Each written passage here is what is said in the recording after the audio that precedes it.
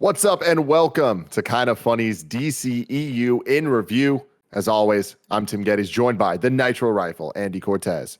Oh, baby, oh, baby, oh, baby. The big dog, Kevin Coelho. Oh, God. I can't see it. I'm going back to being green. The big man, Craig Miller. Dark Side.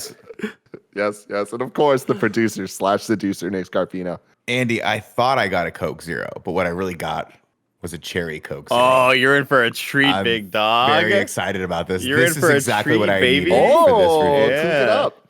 There We go. You'll love to see it. And also, you'll love to see that intro. Shout out to Carter Harrell and Cameron Kennedy for the updated DCEU intro. So damn cool. Making Kevin Martian Manhunter. Kev, let me see that. Let me see that Martian Manhunter. Little Martian Manhunter. The world needs thank Kevin you. Coelho. Thank you. God, this is horrifying. I do not like that at all.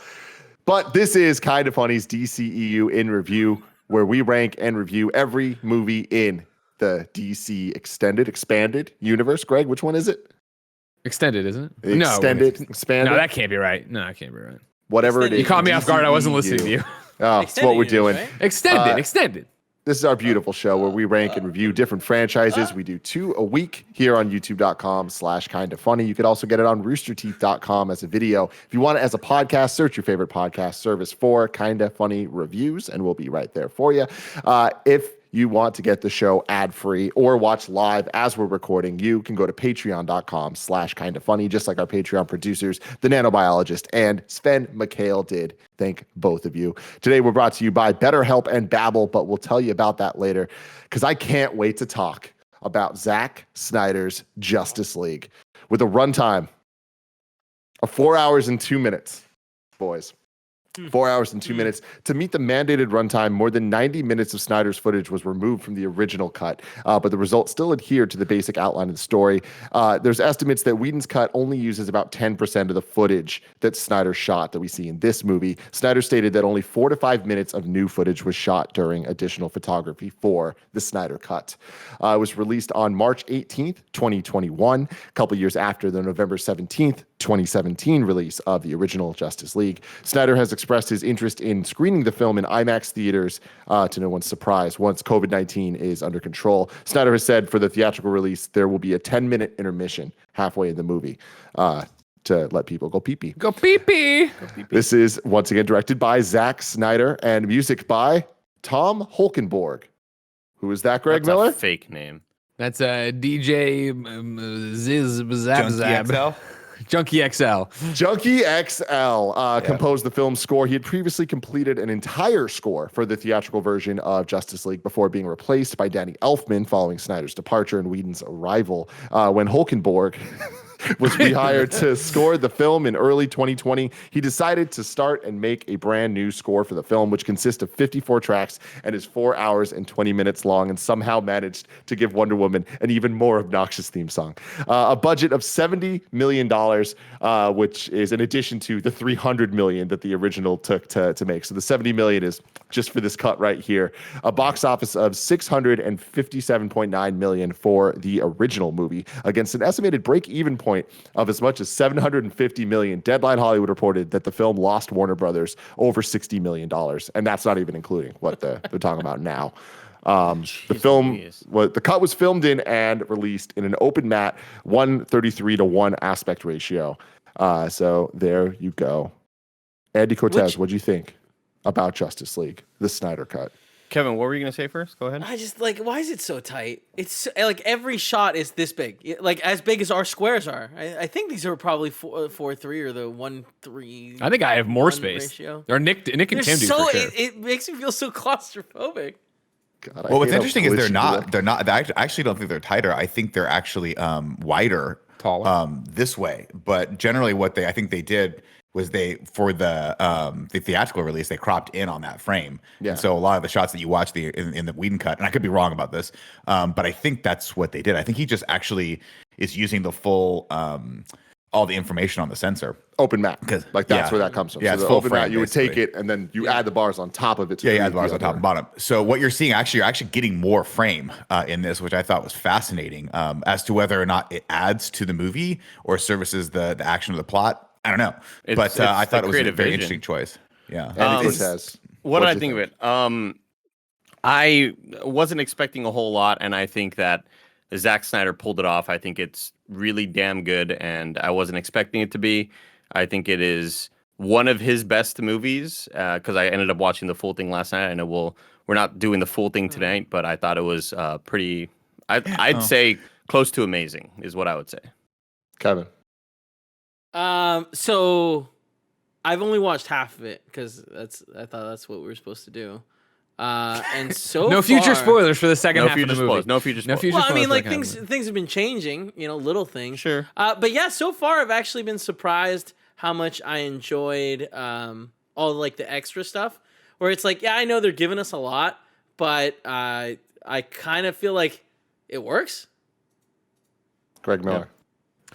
Yeah, I like it a lot. I'm the guy who liked Batman v Superman, obviously, though. So, like, I take it with a grain of salt, I guess. But no, I enjoy this. I enjoy the changes. I enjoyed the unified tone to it, I think, where there are, I think, Whedon's cut tried to inject so much color and levity and try to put jokes in there, which then didn't work with the juxtaposition of what was already filmed and what he already kept and stuff like that. Whereas this having that Snyder BVS tone throughout, I think works and sets it up interesting. There's a lot of stuff I don't like about it, but I thought the additional stuff we got and just talking about this first half, I enjoyed a lot. Like, granted, I'm a glutton for DC shit, right? Like, I want more of everything, but I like Cyborg a lot from this movie. I think he's still emo all the time, but I enjoyed getting to know more about him. I enjoyed seeing more backstory for him. I enjoyed the soliloquy we get here with Flash and Iris a little bit and getting to see him use some of his powers in a cool way and see what a normal day for Barry kind of looked like.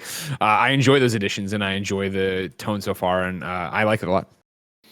Awesome. Andy, I'm going to go back to you for a second because I feel like a bit did not play and did not work at all. But before the show had started, Nick walked away. Because Nick was just sitting here fuming. The idea came up of like, what if we all just pretended we fucking loved this movie and Nick wouldn't know? But I don't think that came off enough. No. So now it's just kind of a muddled mess. You're right. That's where we are. But you know what? A muddled mess is appropriate for this. But Andy, what did you think? What did I really think? Okay. What did I really think? Yeah, sorry, Nick. We were gonna make it seem like you were the only one that wasn't. I was saying when Nick got mad about specific things, we would all be like, "Oh no, that was great. What are you talking about?" That's what I meant. I didn't mean the opening. We'd all be like, "It's the best movie of all time." I was really like, "Wow, you guys really like this movie." This is why this joke, like, I was like, "All right, this is gonna suck," because like what I just said, I actually meant where it's like, I know it's giving us hella. It is more format like a TV show. He is super up his own ass about how fucking. All these shots of like, oh, let's slow down time and let's just be cinematic for a moment. But I do like how much time each character is getting and being developed. And like, yeah, maybe make a movie for each one and then build up to something like this. But whatever, you didn't do that. Like, this seems like a decent compromise. All right. I'm kind of all over the place with this movie, just like I think the movie is all over the place as well. I think it is better so far, but not by a whole lot. I think the tone being the same Zack Snyder tone really helps out, particularly because I went to go back and watch the old version and seeing the sequence of, ever heard of, the strongest man is strongest alone, and then cuts to Ben Affleck and he goes, that's not the saying at all. Why would he say that? That's not the right saying. And that's Joss Whedon trying to inject his sort of quippy humor bullshit that just didn't really work out in that movie. I prefer Zack Snyder's tone in this movie. I honestly do.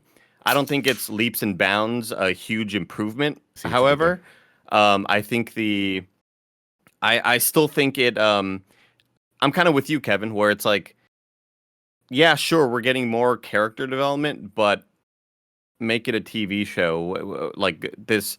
You don't get to say, hey, I fully developed the characters and then add on 2 hours to the movie. Like, that's just not really how it works, because of course you were able to develop them more if you have 2 hours extra time. We've had movies that run like a really long time before, like what Quentin Tarantino's last one was super long, right? Sure, like but 3.5 hour version. We've also had Guardians of the Galaxy throw 4 characters at us that we all kind of immediately understand and really enjoy. There's better stories and movie making elsewhere. I'll say so far, chapters 1 through 4, I think it's an improvement.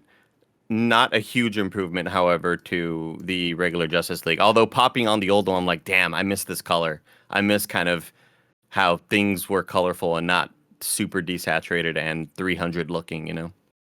Nick, what do you think? I'm sort of with everyone else. All right. I think that he fixed some stuff and he messed some other stuff up. And so the best I can say is this movie is definitely different. It's not when I going into this, I just assumed it would be just a hot mess, and it's a lot more coherent than I thought it was going to be. I think it explains things in a way that I think is a lot more straightforward than the Whedon cut, obviously, because you have more time to do that. But I can absolutely understand how if you were to watch this, you would say, hey, like I understand all the creative decisions that were made for the theatrical cut and why they were made. And I'm not saying they're right or wrong, but I get they were like, hey, we want this to be more exciting. We'd like to see Batman sometime in the first, 20 minutes of the movie instead of the first hour and 20 minutes of the movie. Because he obviously is, an important character to the franchise. So I understand why they would go back and try to do all the things they tried to do for the theatrical cut. But what I was actually pretty impressed by was that this wasn't like, I kept grappling every single few scenes of saying like, is this better than the theatrical cut? And I think it's just different. I think it's I definitely appreciate the tone. I actually will disagree with Andy. I like the coloring of this movie better because I think that's what it was intended to be. And the coloring for the theatrical cut always felt very artificial to me. Sort of like a thumbnail, like a Tim Gettys thumbnail where it's like, it was just never meant to be that saturated in terms of like, fucking crank it to 200. Let's go. It's like Kylo Ren shooting at Luke Skywalker. Yeah, exactly. But I will say, I think that it suffers, it benefits and it suffers from all things that are Zack Snyder. In that, I think yes, Kevin, for me, so it definitely Kevin hit the nail on the head. Why is there so much slow motion in this? Actually, I think this whole thing would have been, instead of 4 hours, I legitimately think they could have carved 30 minutes off this movie if they had just not used any slow motion in the movie at all. Like all of the stuff for every scene that I think he nails, there's another scene right afterward that I'm like, why is this so long? Like all the stuff on Themyscira is a perfect example of it. In the theatrical cut, it was fast as shit. People were getting thrown off their horses. And we're in and we're out of the scene. And then all of a sudden she's like, we have to shoot the arrow to Diana. And then the woman's like, well, the man's not going to know that. And she's like, no, but she will. And we're like, we know who she is. And it's cool. And then they shoot the arrow and it's cool. And this one, they're like, we must talk about the arrow and what this means and why there's two of them for some reason, which is weird. In case the first one missed, I'm not quite sure. They had the box and the bow was strung inside. Like no one would store a bow that way. That's not good for the bow. You know what I mean? But so That's for crazy. like, but so that, yeah, that was like weird. But then Wonder Woman walks up to the place where we get the scene where she walks up to the place where the arrow is, and I'm like, oh god, this is going on for so long. But then she goes down and puts the arrow in the wall. And I was like, oh, I'm into this. This is pretty cool. And then she get a really long down in her high heels. Right, and I was like, oh shit. So there's like, it's so weird because every scene, there's like one scene where I'm like, ugh. And then there's in that same scene something that happens awesomely. Another example is we get to see Barry, a day in the life of Barry, right? He's interviewing for a job. And it's kind of endearing to Ezra Miller. He meets Iris for the first time and we get to see her, which is super cool. And then we have this amazing scene where she gets in a car wreck. And it starts and the music kicks up and he pushes through the glass. And I get chills. I'm like, this is so amazing. And then as he starts running, the world's worst song starts playing behind him. Oh and my I'm like, god! You just ruined it. You just ruined terrible this choice. moment. Also, it's just so weird. Dude, the That music moment- choices. The music so are bad. choices. There are They're choices bad. here. Yeah. Well, Aquaman's gone into the sea. No, okay, no. Like, what the hell's Here's- going on? No. It's so long. Oh wait. Oh, are you talking about the girl singing? The in girls show? were just Oh singing. my Yeah. god! Sweater? Did you And just it see the goes sweater? on for so long. Why jokingly- I jokingly was like, oh, she's going to sniff the sweater. And then she sniffs the sweater and it's like, oh, She that had is creepy she now. absolutely had to, Aqua man. Velvet. That sequence way too goddamn long. But when he's walking down and Zack Snyder replaces Icky Thump with a different song, Yeah. and it's slow motion, or just like Nick said, slow motion all the time, and the waves are crashing, and he's walking down the dock, and it really felt like, I was telling Elise Williams this, it felt like the end of an episode for the HBO series of Justice League. And he's walking down, and that kind of like folk rock song is playing. And then I expected, boom, cut to credits, and then like, the next chapter would begin or whatever. But he just jumps in the water and then talks to Willem Dafoe. It's just it's such a weird. But it's such a weird thing. Yeah. Here's a perfect example though. I like the Willem Dafoe scene. I think Willem Dafoe kills it. And then we get to Amber Heard and she's got a British accent. And you're like, that's weird. I don't think Willem Dafoe gosh, does. it is the whole Weird. thing about this universe and this thing of just like I was like, this isn't the accent she has in Aquaman, right? No. Like I think what happened was she just wasn't in the theatrical cut. And so when they got to Aquaman, they were like, you can just do whatever accent you want. You don't have to do the British accent. Yeah, the rules were off. It's such a mess too because even just But she was in the theatrical cut for the record. She was in the theatrical cut for the record. But but they must have canonical reshot elements because of she didn't this- have an accent though, right? I don't remember. I don't think she did. I mean, I don't think they she don't did talk in bubbles in Aquaman either. Like that, it's weird that they make choices in this movie that like the directors of both Wonder Woman and Aquaman are like, no, the Whedon cut is not canon to our timeline. This version's canon to the timeline, and it's like, well, it's clearly not. Like there are so many like, isn't Mira's dad alive in one and dead in the other? Like he's He's alive in the like next one. that. I don't know if does she mention he's dead in this one? Oh yeah, because she's like, yeah, your mom took care of me or whatever, right? Yeah. Yeah. Yeah. So Great it's point, like great point. that's kind of weird, but yeah, for me, It was. I mean, it's more that you got to check all that at the door, right? Because Wonder Woman's like, I turned my back on man 100 years ago, except for in 1984 when I was helping them all out, and I got on TV real quick. But I wasn't on TV, but it was my voice. But I went back and helped more people. But there's another perfect example, right? The Wonder Woman scene is so much better set up than it was in the theatrical cut. The bullet blocking and all Yeah. that stuff with the bowler hat man. Oh my god, that scene fucking kicks. And It that's was so where I much love better. the juxtaposition of slow mo of we see how she sees it, and then when they'll go back to normal time and it's her going in super fast motion. I hated Yeah. the way that looked. That looked really cheesy. that to looks me. really dumb. And I think it was the way it looked like when people are at punk shows and they're like punching in the air and stuff. It looked really awkward. I just meant in general the actual setup for it because there was a moment in the theatrical cut, and I could be totally wrong about this, but because I wasn't watching it that closely the couple times that I've seen it, but we're inside the bank and then it cuts and it feels like she's standing on Lady Liberty from like miles away and she jumps. In this one, she's standing on top of the building she's about to go into, which I was like, that makes way more sense. Like that's better in my opinion. But then you look at the beginning of that scene, guy gets out of truck, right? Knocks on truck.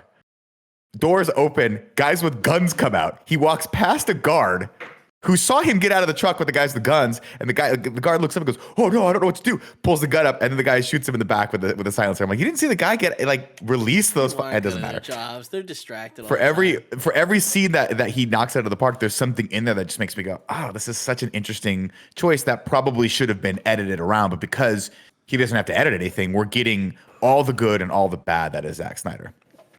Yeah, but I think I'm right with Nick when it comes to this because I am enjoying the hell out of this so far just because of morbid curiosity, and I think that it is delivering entirely. Greg, what's up? Can we get a quick round robin? Who all? I watched the entire movie. What's everybody else's? I have not seen the second part. I stopped watched after 4. chapters 1 through 4. Yeah. Okay. I just wanted to kind of keep it Cool. part 1, part 2. So Yeah. And so far, like I'm enjoying it. I'm really interested in watching the rest, but it's not because it's good. It's because it is so fucking weird. Like I'm struggling to put into words how I feel about it because it simultaneously feels like nothing we've ever seen before and the most familiar thing ever, where it reminds me of music videos. It reminds me of PS2 intro cutscenes to games where it's like there's a lot of cool stuff going on here, but it's fucking weird and nonsense. And with this, I feel like at best, it's good. At worst, it's atrocious. But most of the time, it's just kind of somewhere around the like, it's happening, and I'm watching it. And I was talking to Kev a little bit about this, but like, this doesn't feel like a movie. It doesn't feel like a TV show. It kind of just feels like an art piece. Yeah. And a really, really weird art piece at that, but it works. Like, because of that, because it is so up its own ass and it is so reliant on our understanding of the story of this movie being made. Like, it is only fun for me to watch because I have seen the other Justice League and I have seen all the other movies and I've seen the movies that come after this. Yeah. So how it all works together, it's weird that this might be the only time in history with a movie that we are able to look at it through the lens of knowing what happens after and then it changing to adapt to that in some ways, but not others. And through that lens, I'm like, this is very fascinating. And it's like, fascinating. There's it in that sense, there's a quality to it. In that sense, it's like, okay, cool. Like there's a lot here, but with a lot, that means there's going to be a lot of bad. And God, there's a lot in this movie. The amount of characters when Martian Manhunter showed up, I was like, I Finally, laughed. right? You were like, yes. It's yes. hilarious. It is so funny that it's The world Martha. needs They Lois make Lane Martha. too. Like, oh my god, like it's just such a weird thing that I'm like, there's already enough characters that don't add up here. Like Kevin was talking about character development. I don't think it's there. I just think there's more slow-mo scenes. Like we get more of these No, characters. there's Well, definitely more I think you backgrounds get- and stuff. Well, you I- get but my very, thing is, like, you when get we very get to- surface level. It's character so development. surface level, and it's just like Sure. Aquaman, like being there, joining the team, all this stuff. It's like, it's weird. And Flash's character doesn't work in this movie. Like in the Joss Whedon version, it worked because it's quippy and whatever. He didn't believe in himself, right? He had a little bit more development where we have that scene in the theatrical cut where he's like, I don't know how to do this. I'm not a hero. Yeah. And Bruce Wayne goes, just save one of them. And, just go in there and save one of them. Start there. And it's endearing because he's like, it's mentoring.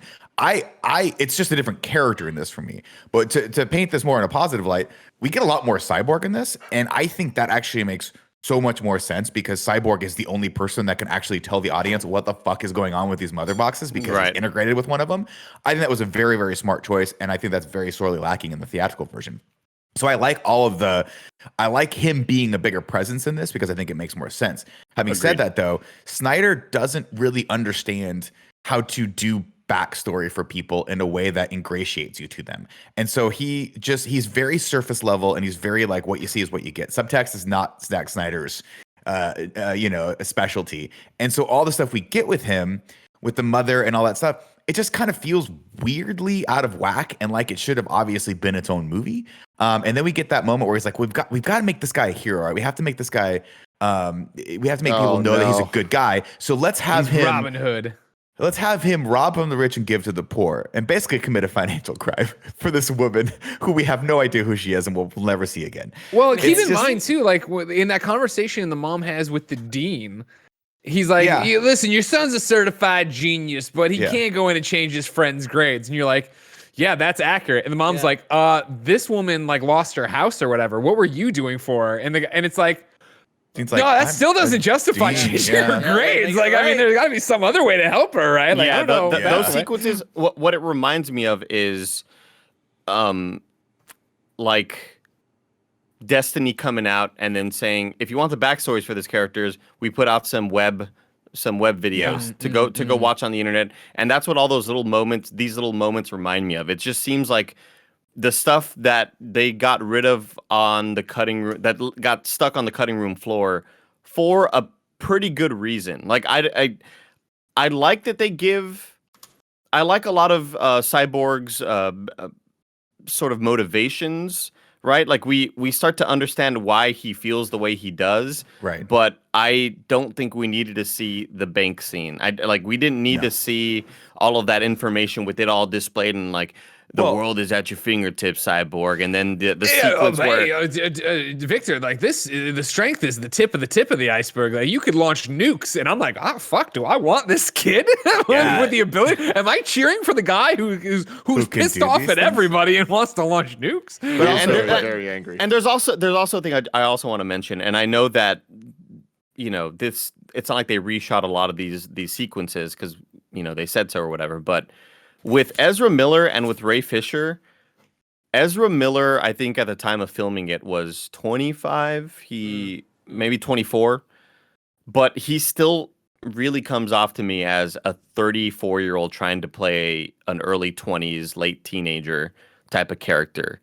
And same with Ray Fisher, where Ray Fisher I know is in college and he's a college football player, but it really feels like even in the sequences where he isn't Cyborg yet, it still feels like I'm a 35-year-old trying to play a college student. When he's in his car with his mom and he's talking to her about he wasn't at the game today, he comes across too much like an adult, like this guy who has a family of 5 and he just got fired from his job. Like I felt like that.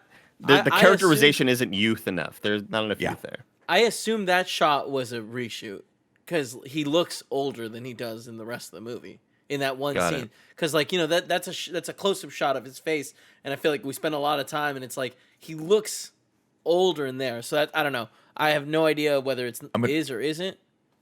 I didn't think he looked that old in the original. I'm with Kevin on this one. I think some of the reshoots did actually make him look a little. I'm gonna take back what I said earlier that Zack Snyder can't do backstory. I think he can, but I just think this is not the way to do it. And I think this just feels very shoehorned in.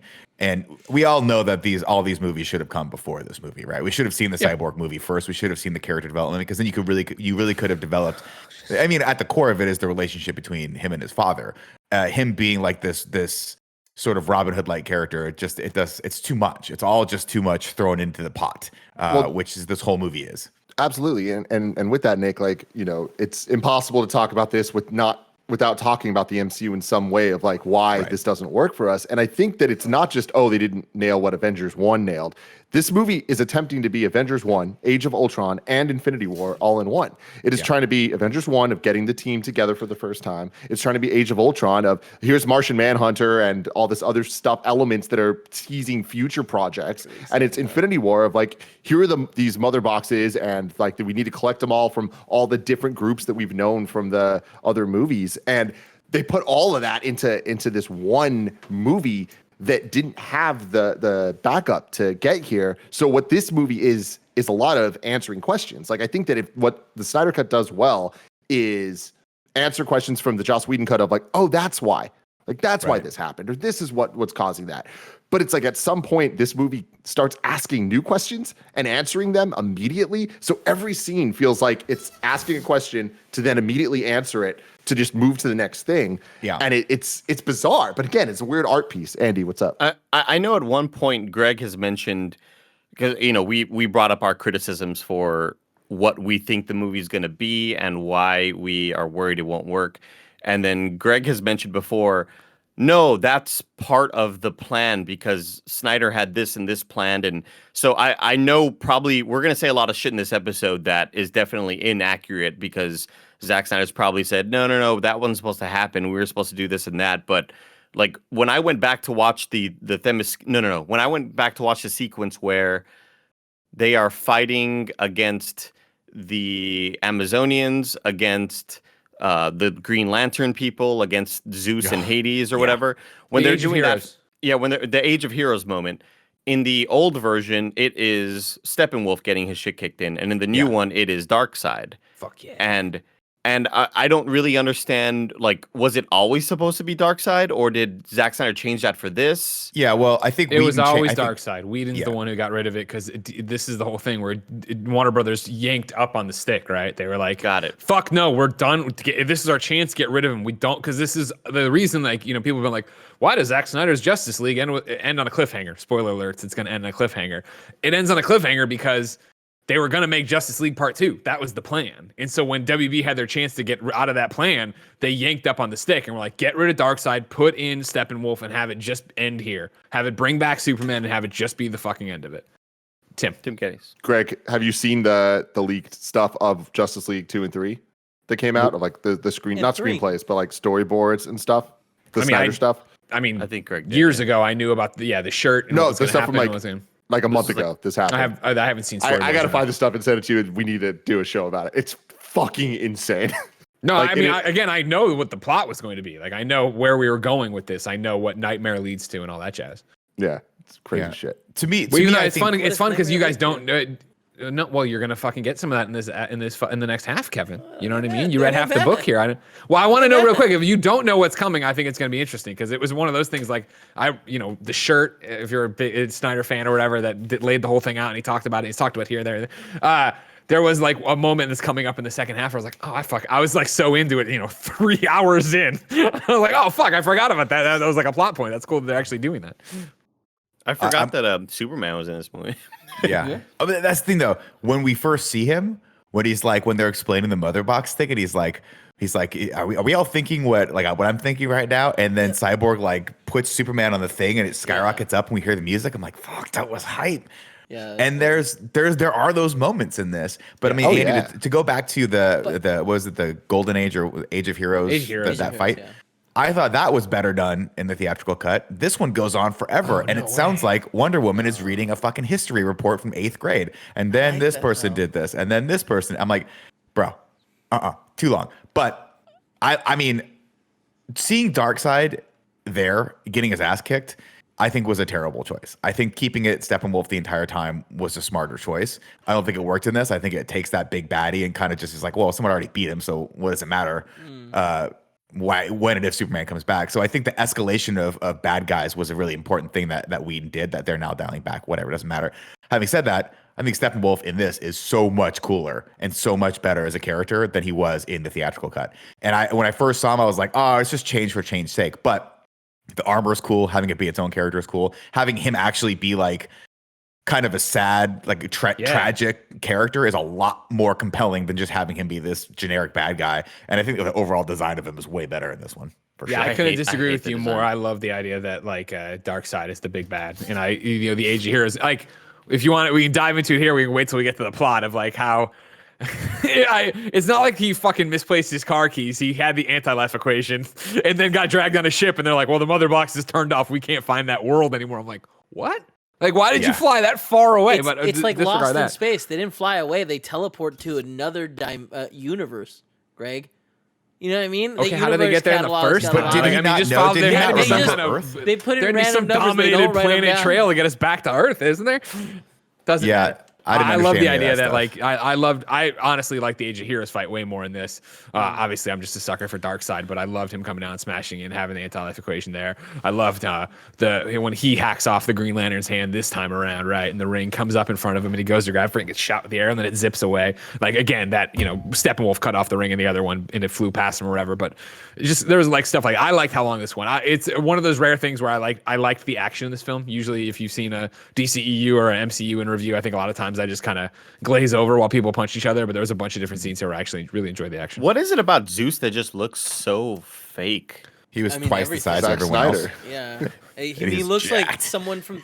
It looked like what I assume he wanted to do for 300, but like didn't have the technology. You know, it did look. Yeah, I mean, I think that's like crazy. Immediately, what it reminded everybody of 300, but the character just looked way too video gaming. Well, I mean, he had like glowing hands. The and overall shit. look of it. He also. I thought that sequence was cool. I thought it was cool. I thought Zeus like having this young Zeus, like he looked too young to be Ares' dad. Also, why did they change the actor for Ares? Oh, I don't know. All I know is I just remember thinking like that's not Zack Snyder's Ares or some bullshit like that, right? It's the same thing. Sure. And isn't it? Yeah, I don't even fucking know. Because that guy was a guy at one point in Wonder Woman, right? And then Ares took over, or was he always Ares? They're all Martian Manhunter. He was a guy. The world needs Lois Lane. Yeah, I just thought Hey, that man, I he's in think the movie. that We did it, sequence guys. was. I think the sequence was not done well from the storytelling standpoint, right? The whole point was supposed to be like these, like Darkseid comes and then all of these three realms come together to fight, but we see them all already there on the island. And you're like, well, they're already together. So I don't know. I liked it being briefer. I liked it being sort of a footnote, and we see it as a flashback, and we see the characters that you get to see Robin Wright pen again. I thought that was a cool moment in the first theatrical cut. Robin Wright, excuse me. I do the same thing every single time. So I liked it being a little bit more brief, and I liked her just kind of sort of explain, because we get it, right? We understand. Someone came, we beat him back, and now we don't have those forces anymore for some reason. I guess all the gods are dead, and we need Superman. Cool. That's all I need to know. And the mother. Did you not boxes hear do the some cool song stuff. sing about the gods being dead? Oh, is that? I'm sorry. I think I might have tuned out some of the. I might have auto tuned out some of the songs. Yo, speaking of the music, though, I really want to give a shout out to Junkie XL for just being like, okay, if Snyder's gonna go fucking buck wild, I'm going buck wild. Electronic, weird 8-bit video. It looks like a video game. We're gonna make it sound like a video game. Fuck it. And real talk, I enjoyed that shit. I love it, and I love how obnoxious the Wonder Woman theme is. They play it 10,000 times, but now the intro of it is the. Yeah. What the Amazonian. Like, and they play that like 15 fucking times, and it just then segues into that. I'm like, good for you guys. Good for you. You know. How about right when the what are the paratroopers? What are they called? Parademons. Yeah. How about when they're introduced? Their theme is a scream into and out of every single scene they're in. It just starts with a scream and ends with a scream. I'm like, yeah, sure, why not? Let's go. Best stories, dude. Those guys are to me exactly how I feel about this movie so far, which is those guys are undeniably better told than the Whedon cut. Because in the Whedon cut, they just show up and it's like, who the fuck are they and what's going on? Smell fear. And in this, it's like they explain who they are, and I'm like, well, this is stupid. So Yeah, I but don't know that's which one the I thing. prefer. They're dumb, right? Like they're like zombie characters that exist to be killed. So it's like they were given that. But like seeing him like, but it's cool that we have like, an explanation. in some crates and stuff looking for shit. I'm like, what the hell? Sometimes you're like this mindless zombie creature, but sometimes you're just a dude that lost something. Yeah. What'd you got? I dropped a Cheeto back there. I got to get it before my mom comes home. Where's this stupid fucking thing? Jesus Christ. Let's get to the plot. Plot.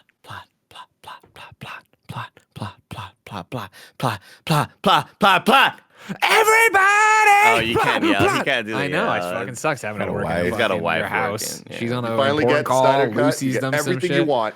Can't even scream. I hate it. Unbelievable. You know Poor what I life we mean? live. This is the worst part of COVID. Yeah. Let's start here where Batman v Superman ended, ladies and gentlemen. Superman has given his life for his world, Lois Lane.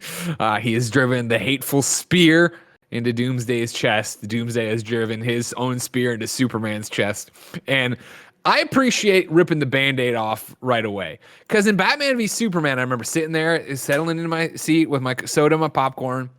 Lights go down, movie starts up. I'm like, all right, yeah, okay, Martha, sure, what? Okay, yeah, well, and then we got to, and the bats raised me up to the light. I was like, what the fuck is happening? That, they gave me like 5-10 minutes right before, not probably like 5 minutes, 2 minutes before Zack Snyder made me go, what the fuck are you doing? Instead, right here, we hear the reverberations throughout the universe, and it's like this is the direction they're going with this. Okay, like an you can hour. literally hear it throughout the world. Okay, sure, that's how we're doing it. Okay, whatever. Yeah, and I was telling Jen because I watched the first half again today, and she came out and she timed it at like she's like, this is more than 4 minutes long of this thing echoing. See, this is what I'm saying when I say Zack Snyder has no idea what subtext is. He read in the script that it was the shout, the scream heard around the world. Yeah, and he was like, I get it. We got to see we got to see it. We got to see a waves. scream Sound echoing around the waves. world. And the writer's probably like, no, that was metaphorical. Yeah, Right? That was it's like, metaphorical. but it'd be cool if we show it, That'd be right? And they'll fucking be like, dope. Like they're underwater No. and you can see it underwater, abs. wait, so Fucking like, Zack Snyder. yeah, it's a quick question, Zach. So Abs. like, we went out of our way to make Aquaman not seem like a weird guy who can talk to fish, but you want to start this movie with Superman having the Aquaman effect from Super Friends talking to fish. Yeah, okay. All right. And it's like one of those things where I even on my first viewing, impressed that by the end of this segment of the sound going, I had gone through all the range of emotions to where I just accepted it.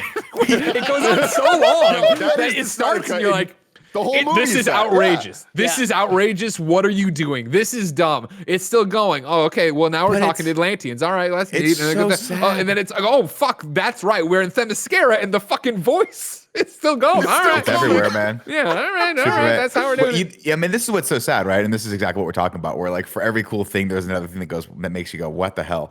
The opening image of him being speared and like screaming is awesome. I'm like, Yeah. wow, that And they do like one, the spin around, and it's like yeah, in I'm like, slow that's motion, so and like lightning fucking crackling. cool. And then the echo has to keep going. But like, I think Zack Snyder just is, I will say like a lot. I really enjoyed a lot of the imagery in this movie. I liked a lot of just if you just take it at face value, mute it, and you're just looking at the photography.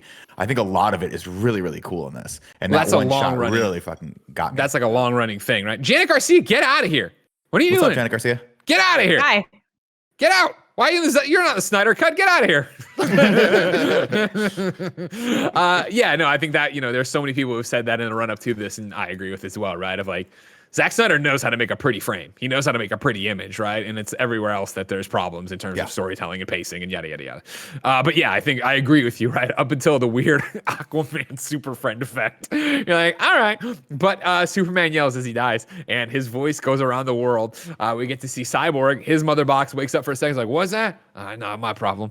It goes away. And then it goes into Metropolis, and Lex Luthor's talking to Steppenwolf, and he's like, what's that?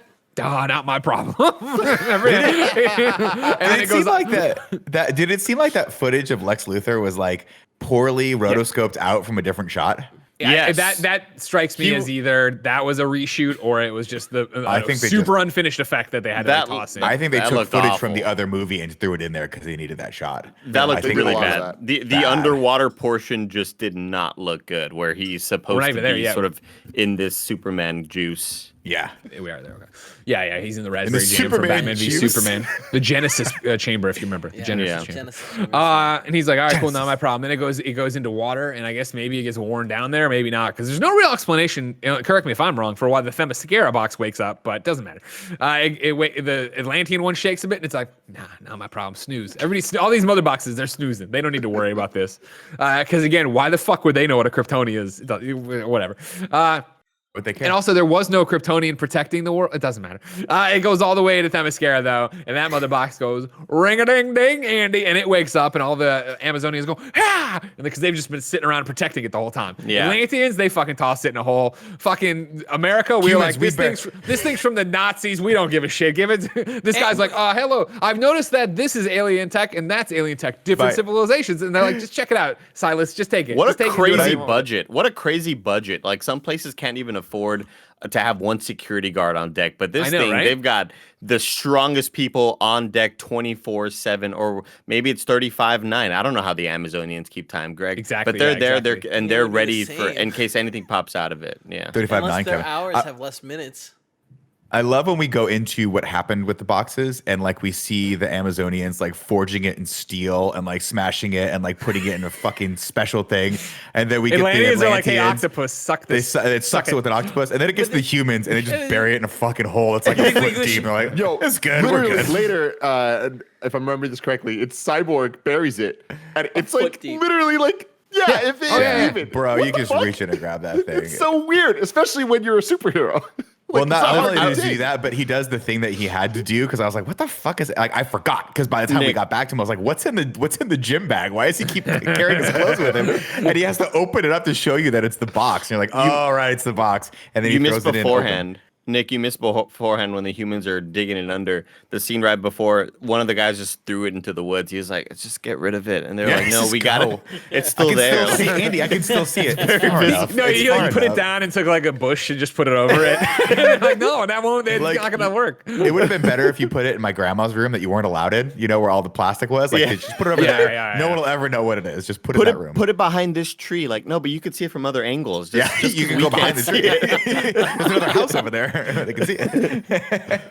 So from there, yeah, the mother box goes, everybody goes around it, and then we're kicked up to Iceland, right? Where it's we don't know at first, but it's Ben Affleck, it's Batman, it's Bruce Wayne. Yeah. He's there with his goggles on, his things on, he's going, and he goes along the way through the snow and the mountains, and he comes up to the thing, and we look down on a small fishing village, and we get boom, part 1. Don't count on it, Batman. And he goes down, and again, like it's it's so interesting, and I of course don't wish that I'd watched Justice League 2017 again because I fucking hate the film. But I had wished I'd watched it before this, but with more time. Because I didn't watch it again because my fear was then it would just already trying to recap a 4-hour long movie. The fact that I just would not be able to keep it straight in terms of which is what cut and yada, yada, yada. But coming down here, I enjoy the changes again they made here. And again, it's the tone thing we're talking about, right? And it is more of a... It's what we talked about. I remember making fun of it in the Whedon cut in review, where like he's like, I need to talk to there's the guy who comes in the king tide and yada yada yada, and like we don't know him, and they just turn and there's a drawing of Jason Momoa on the wall. Like, seems like you're him, you know what I mean? And it's the same idea here that Batman knows that he's him, right? But there is more of like Jason Momoa being the translator, trying to stick in. He's like not actually involved in this and trying to stay out of it. Of course, until he doesn't, and gets thrown up against the wall, and the guy yells at him for insulting, treating them like children or whatever. And then, Bruce Wayne knows how to speak Icelandic. Of course he does, right? And he does a little Ben Affleck smile and wink, and he's love when movies do that. Love when a movie does that. When you realize the person knew the language all along. They knew what you were saying. They knew what you were saying. I'll say I like the setup for this a little bit more because they have a little more context for why he's riding a fucking horse around Hoth. And it's like they're like, oh, they have that one line where he's like, oh, well, no helicopters could get in here for 7 days. So that's no that ships, shows right? Yeah, the the icebergs in the determination harbor. of Bruce Wayne of being like, fuck it, I just got to get on a horse and do it. Which But again, maybe they that's a set up. perfect example, though, of the answering questions that like That only didn't they're need to be asking. answered. It's Yeah. like, why is he on a horse? Is not a question that we should be asking about Batman in a Justice League movie. That was always a little bit weird. Like if you're going to go back and rewrite that scene, maybe just have him have a cool piece of tech that does it. That's better than a helicopter. But I digress. It's a cool visual. It's cool visually. And I mean, he has all sorts of cool shit. But, he can't, again, he's got that ship, but he can't get it to work until the team comes together, which is another element that I thought was kind of cool. I like the Cyborg's going to talk to it. Yeah, exactly. Yeah, who wants to fly? What the fuck are you talking about? I liked it though because it was. I liked first off, it felt a little bit of a nod to Batman Begins in terms of Bruce Wayne climbing the mountain there, right, and the dedication we talk about Bruce Wayne having and the commitment to what he's doing. But then like him on the horse and shit. Like I love shit like that from the comics where Bruce Wayne / Batman has to go do some weird shit to get there. And like again, the question nobody's asking, sure, but I like the idea that like it also was when Momoa is talking to the guy in Icelandic, right? Of just like he climbed the mountain. Like what kind of psychopath can come that way? And it's again the dedication of who Batman and Bruce Wayne is. But I like that. But this scene always still bothers me, and it bothered me in the first one. It bothers me in this one because it basically does not give Aquaman his due. It cuts from him getting off the horse directly to a shot of Jason Momoa, and then he's translating. You want a bigger reveal of that? Yeah, I mean, to me, this needed to be the Spielbergian, like, I'm looking for this man, and then you hear his voice before you see him, and then the crowd parts as the camera dollies in, and you just see him like from behind go, it's like, it's none of your fucking business, right? And then walk out, and then we have that moment. It needed a bigger hero type hype up moment, but instead, he's just oddly translating for these people, and then we get a scene later where he's just super fucking rude to him and like slams a guy down. He's like, tell him to fuck. Different village. Was it a different village? So he only likes this one village. But remember, as Willem Dafoe says, you're out there doing good deeds, but you never stay in the same place twice. You never sleep in the same. Well, place you never twice. sleep in the same place twice, but you can go back to the village and have a cocktail for Christ's sake. I mean, Jesus, you can swim in the fucking ocean. I don't know. I just always felt like they never paid Aquaman any sort of like fair due for this particular scene. It's a bad. Yeah, it's because Momoa he's always roaming in those areas, and he's like, these ladies keep singing wherever I go. I need to get away from these ladies. There's a moment where there's a moment where every time he gets to the ocean, he takes his shirt off and throws it. And I'm like, how much money do you spend on shirts? He's picking these just things keep up. Throwing them to the ladies in the crowd and then jumping out. I'm like, just be shirtless. You don't, cold doesn't bother you. When he comes to the shore, that's when they're giving him a sweater or a shirt. Give him the shirt. Give him the shirt. Why are you he's a giving god me a to them, shirt? right? He's doing because all then these he'll take it off. It'll be super exciting again. Give him the shirt. We get to see him. It's so creepy that she actually sniffs the shirt. You know, like I'm gonna say one thing right now, though, guys. Fucking A. Every time Jason Momoa takes his shirt off, every time. Andy, hit the song. Good looking man. Were they born in labs? Now it's time to rank those abs. Welcome back to Rank Those Abs, ladies and gentlemen. A podcast within a podcast. We're just gonna say it. Jason Momoa is the fucking GOAT. That's it. GOAT. Period. Put those where you want. He looks so good in this movie. It's actually makes me hate myself and hate all of you. I don't know why. It just makes me hate everyone. All of us too. Yeah, all of you. All right. That's it. Cool. All right. Well, Bruce reveals himself. He gets thrown up against the thing. They go outside. They have the conversation we were talking about earlier. A different take on it, obviously, as many of the conversations are in this Snyder cut. The strong man, strongest. Ever heard of strong man, strongest alone? He's like, you ever hear of Superman? He died fighting alongside me. Jason Momoa was like, yeah, exactly. Like I don't want to fucking work with you. See you later. But he gets that final thing of like, you're crazy, Bruce Wayne. Dressed as a bat. You crazy, Bruce Wayne. I love it. Hey, you're a fucking fish man. Don't be calling me crazy. All right, I'm here trying to save the goddamn universe. He's crazy. And then we get the weird singing we were talking about. Yes, of the woman who then sniffs the shirt. And again, it's weird no matter how you cut it. But like I would have cut it just a little bit sooner. Yeah, because it is like a full blown song and a sniff and it breathes. Greg, it is exactly what you were talking about with the Scream, where it starts and I'm like, oh my god, I want this to power end. Through it, and then you power through it, and by the end of it, you're just indoctrinated. You're like, you're on Spotify, you're looking for it. Like weird Aquaman singing. You know what I mean? It was when the second woman came in that I was like, this is ridiculous. Sorry, Tim, go ahead. No, I feel like all of these things being as ridiculous as they are and happening for as long as they do is what makes this the Snyder Cut. It's what makes this the vision. Like without that, it is just...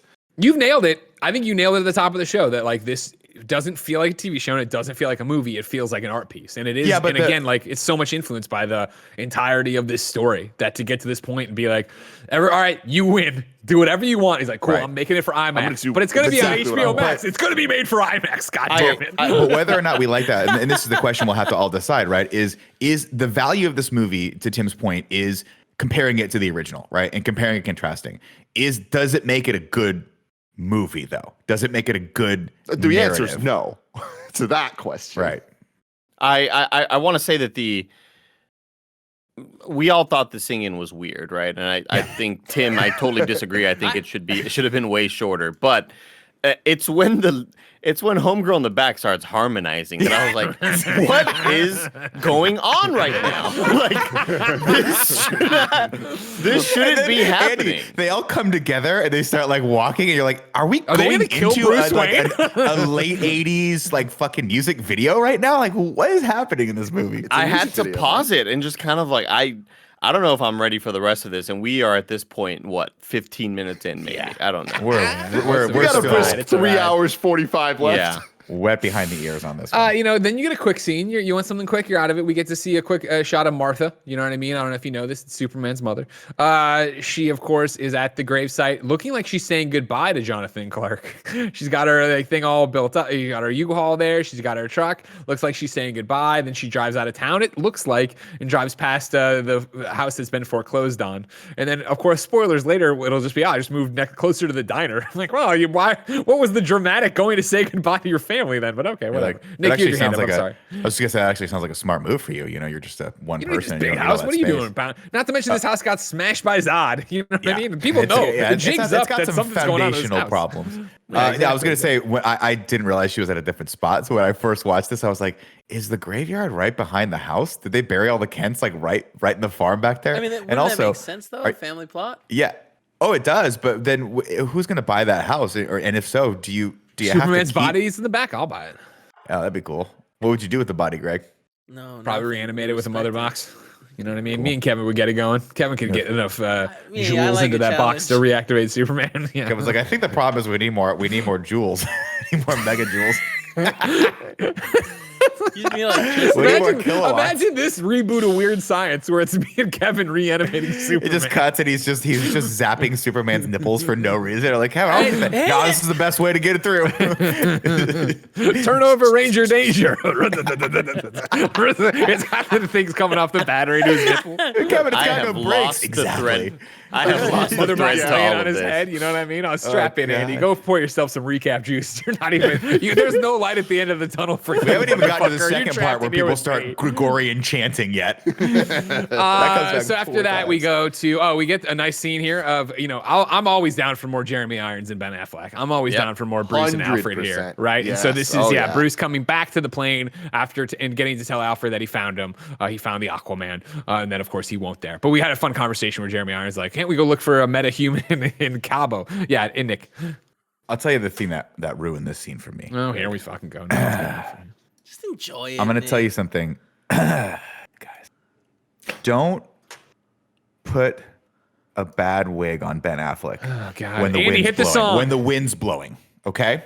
No, keep filibustering because I have Because the actual thing. Was it a wig? He gets out, and obviously you're like, this is something happened here. This is a don't know. reshoot, or this was happening later because Ben Affleck looks completely different than he looked in the rest of the movie. Sure. Second all, he's wearing a wig for the most part, I think, in this movie. But this one was like, we lost his wig. Go get the J. Jonah Jameson wig from fucking Spider-Man 2 and throw it on his head because it's got a widow's peak that goes all the way down to the fucking middle of his nose. And then the wind starts blowing, and I'm just like, just put a hat on him. Bruce Wayne wearing a beanie or something like that. Ruined the scene for me. Ruined it for me. Okay. I love you. I love you so And, much. all Nick, right, but just repeat a everything wig you is said. what did that. Repeat everything you said. Is it a wig? I don't know. Wigging out with Scarpino. It was definitely a wig, and it was terrible. All right. One thing I really do like about the DCEU is Batman, and I like that they do a good job to me of having this character with a backstory that we don't know, so we're filling in the blanks ourselves, and that's cool and that's interesting because we get to do a good job with that, even though they don't. Here's my thing, and this is specific to this Justice League and the other This is specific to Justice League is what I'm driving at. I adore Ben Affleck as Bruce Wayne. I love that, and I love the relationship with Jeremy Irons as Alfred and all that jazz. Agreed. In Justice League, his Batman doesn't do it for me. And I can't really tell you why. I feel like he always looks stiff. He always looks out of place in the shots. In Batman v Superman, he moved around in like the fight scene, obviously, when he went up against all the people who had Martha was great. And even when he was interacting with Superman, when he was in the big armor, I guess, like I didn't have these complaints there. Maybe when he skittered up the wall like a weird spider in that opening scene, right? But like, I felt like he looked limber enough. Whereas this one really feels like Ben Affleck in a costume, if that makes sense. Mm-hmm. That's just Yeah. Yeah, no, I think you're right, and I think a lot of the action sequences didn't do it justice. No pun intended.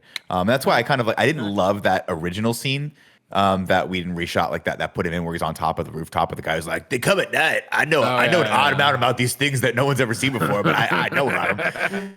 On these rooftops looking. But I think that had better action than some of this stuff. And it's so weird. I'm gonna be so fascinated when Tim actually watches the side-by-side breakdown of the action sequences and then tells me the highlights of them, because I'm never gonna do it. Sure. But like it's the scene in the water tunnel thingy, the underground under the where Steppenwolf and crew are holding all the people. it just felt like it had just had a different energy than the other scene. And I don't know if I liked it more or I liked it less because of that. It's just different. Just different. So yeah, they get on the plane. They're they didn't get Aquaman, but they'll keep trying, kind of thing. From here we get to go to Metropolis, where this is the Gods Are Dead song. As Lois Lane gets coffees, she gets 2. You're like, oh, what's that all about, right? And she goes to the Superman Memorial and gives one to Jerry. Nick, who's Jerry? Jerry is Mark guy. McClure. Mark McClure is who we're okay. looking for. Jimmy Olsen in the 1976 Superman. Oh, Also a I nice didn't one know here. that. That's cool. He was. I didn't catch. I don't remember this, at least. I probably caught it at the time and made the same reference. He's on his IMDb. He's listed as Officer Ben Sadowski. This is for Justice League 2017. Here you'll notice she calls him Jerry, and later on, spoilers. I know I said no future spoilers. I'm sorry, everybody. Later on, he'll have a Schuster name tag, being a combination of Jerry cool. Siegel and Joe Schuster, the guys who created Superman. And this is what I'm extrapolating from it. I could be wrong. Let me know if I am. Anyways, Lois has her coffee, gives it to Jimmy Olsen, and is like, she's like, oh, you're back, you're here. I'm here every day. He died. So she sits there just staring and drinking her coffee at this fucked up Superman memorial or whatever, right? But I will say, I think this is a better scene than what they used it for in the theatrical cut, which was the ridiculous montage. Like all those shots from the montage, I think are better in this because we have a lot more context, and I think they hit on a better level.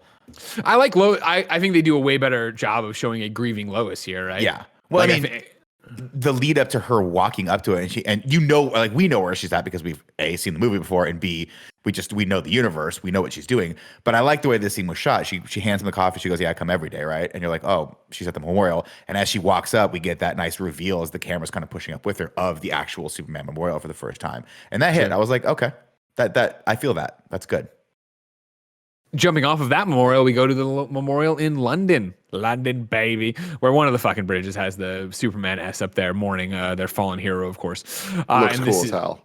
Looks super fucking cool.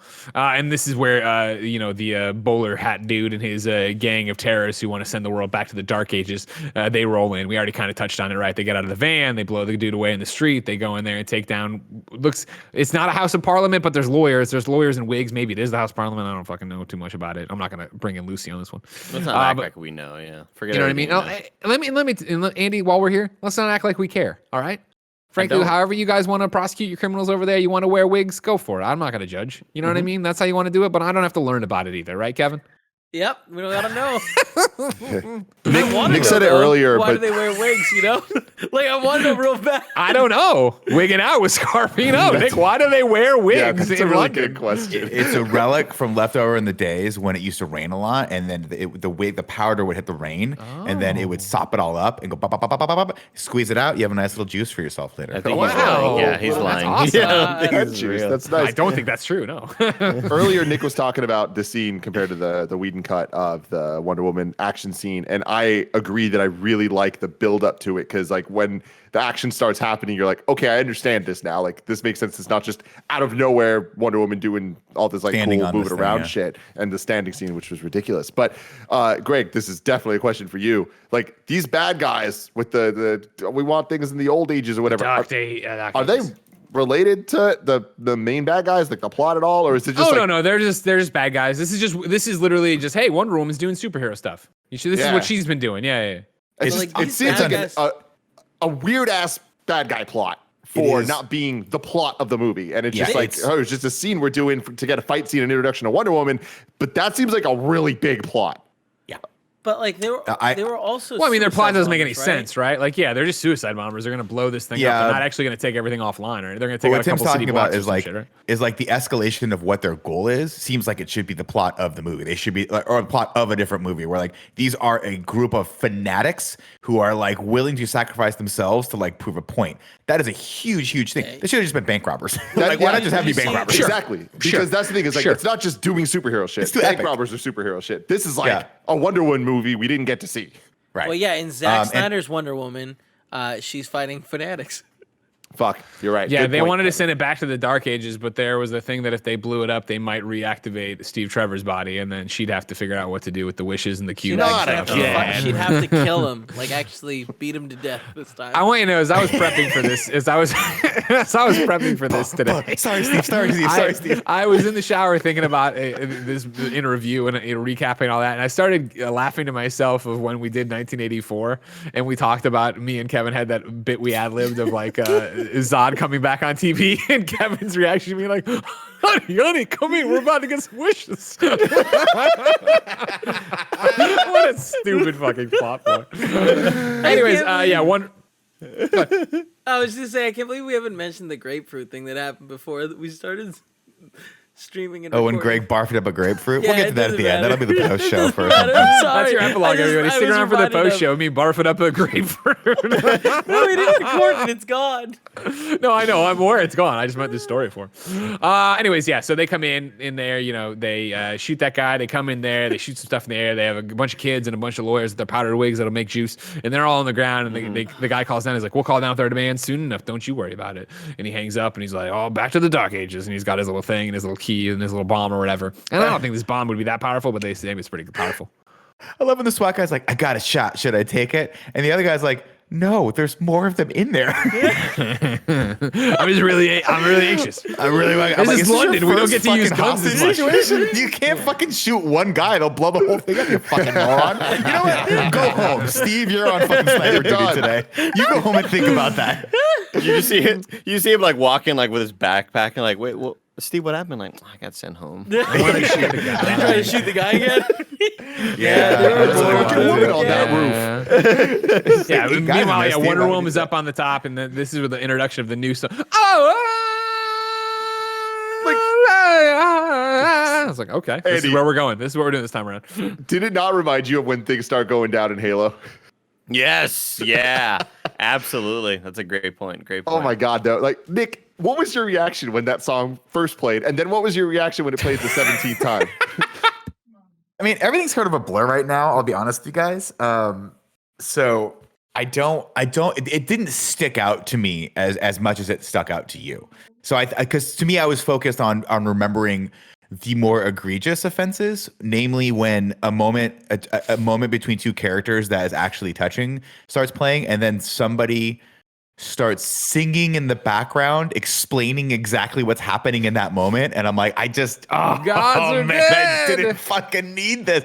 She's flying through the air because that guy dropped a hamburger on. Save it. You're not even that scene yet. You're not even that scene yet. I'm like, oh my fuck! Who watched that and was like, yeah, we fucking really nailed this moment. Zack Snyder, and that was the thing is nobody could stop him. There's no stopping him now. He's too powerful. It's like in Spider-Man 2 when they pull out all the cables and Doc Ock's like, it's too late. The fucking thing's going. We got a sun on Earth now. We got problems over here, Spidey. Same idea here. You know what I mean? Warner Brothers, anybody, they try to pull the plug. Snyder's the sun. The power of the fucking love you sun guys. in the This is palm a of my blast. hands. Wait, You know what I mean? so I want to talk about this next scene that we're about to get to. You're taking too long to get there, so I'm just moving us there. I'm trying to get there. Then Nick's bringing up things from 4 scenes from now. So Wonder Woman kills everyone, like murders these people violently. Don't waste it. Don't burn that moment for me, please. Wonder Woman is on top after the crazy song. She drops down, and she busts in, and the countdown clock's there, and we go into slow-mo as the clock's and she's doing like the boom. She's just looking dope as fuck. Boom, like dodging bullets. Ding, ding. dodging bullets, right? And then we come out of slow-mo, and then we get the fast-mo. And Andy didn't like the fast-mo, but I loved the fast-mo. I love the fast-mo. And it was like, Like holy fucking shit, this is stupid. fucking awesome. And she's kicking people into walls, and she's flipping dudes, and it's like, oh my God. Compare this action scene to 1984 swinging around the fucking mall trying to take out these guys in this clown-like fashion. This was so cool, I thought, personally. This just loved wasn't that different than the Whedon cut, though, right? Uh, Like all that action was the same. It just didn't have the screaming song. I think feel like it- in the Whedon cut it goes faster. I think I thought it breathed faster. more here, yeah. And again, I did not do a side-by-side comparison, and I don't remember talking shit about it in the Whedon cut, so I'm not trying to, like, whatever. Like, I thought this just worked where it was put and how it was put and what they did there. And then, it gets to the end, and the dude is like, I don't believe it. She goes, believe it. And then with a room full of lawyers and children, she goes, and it's like, wait a second, this is how you beat the god of war. You won. This is You one won. man, Wonder Woman. This guy's He also pulled a bomb. the entire wall of this building. She's flying down on the cops, and then the guy's hat.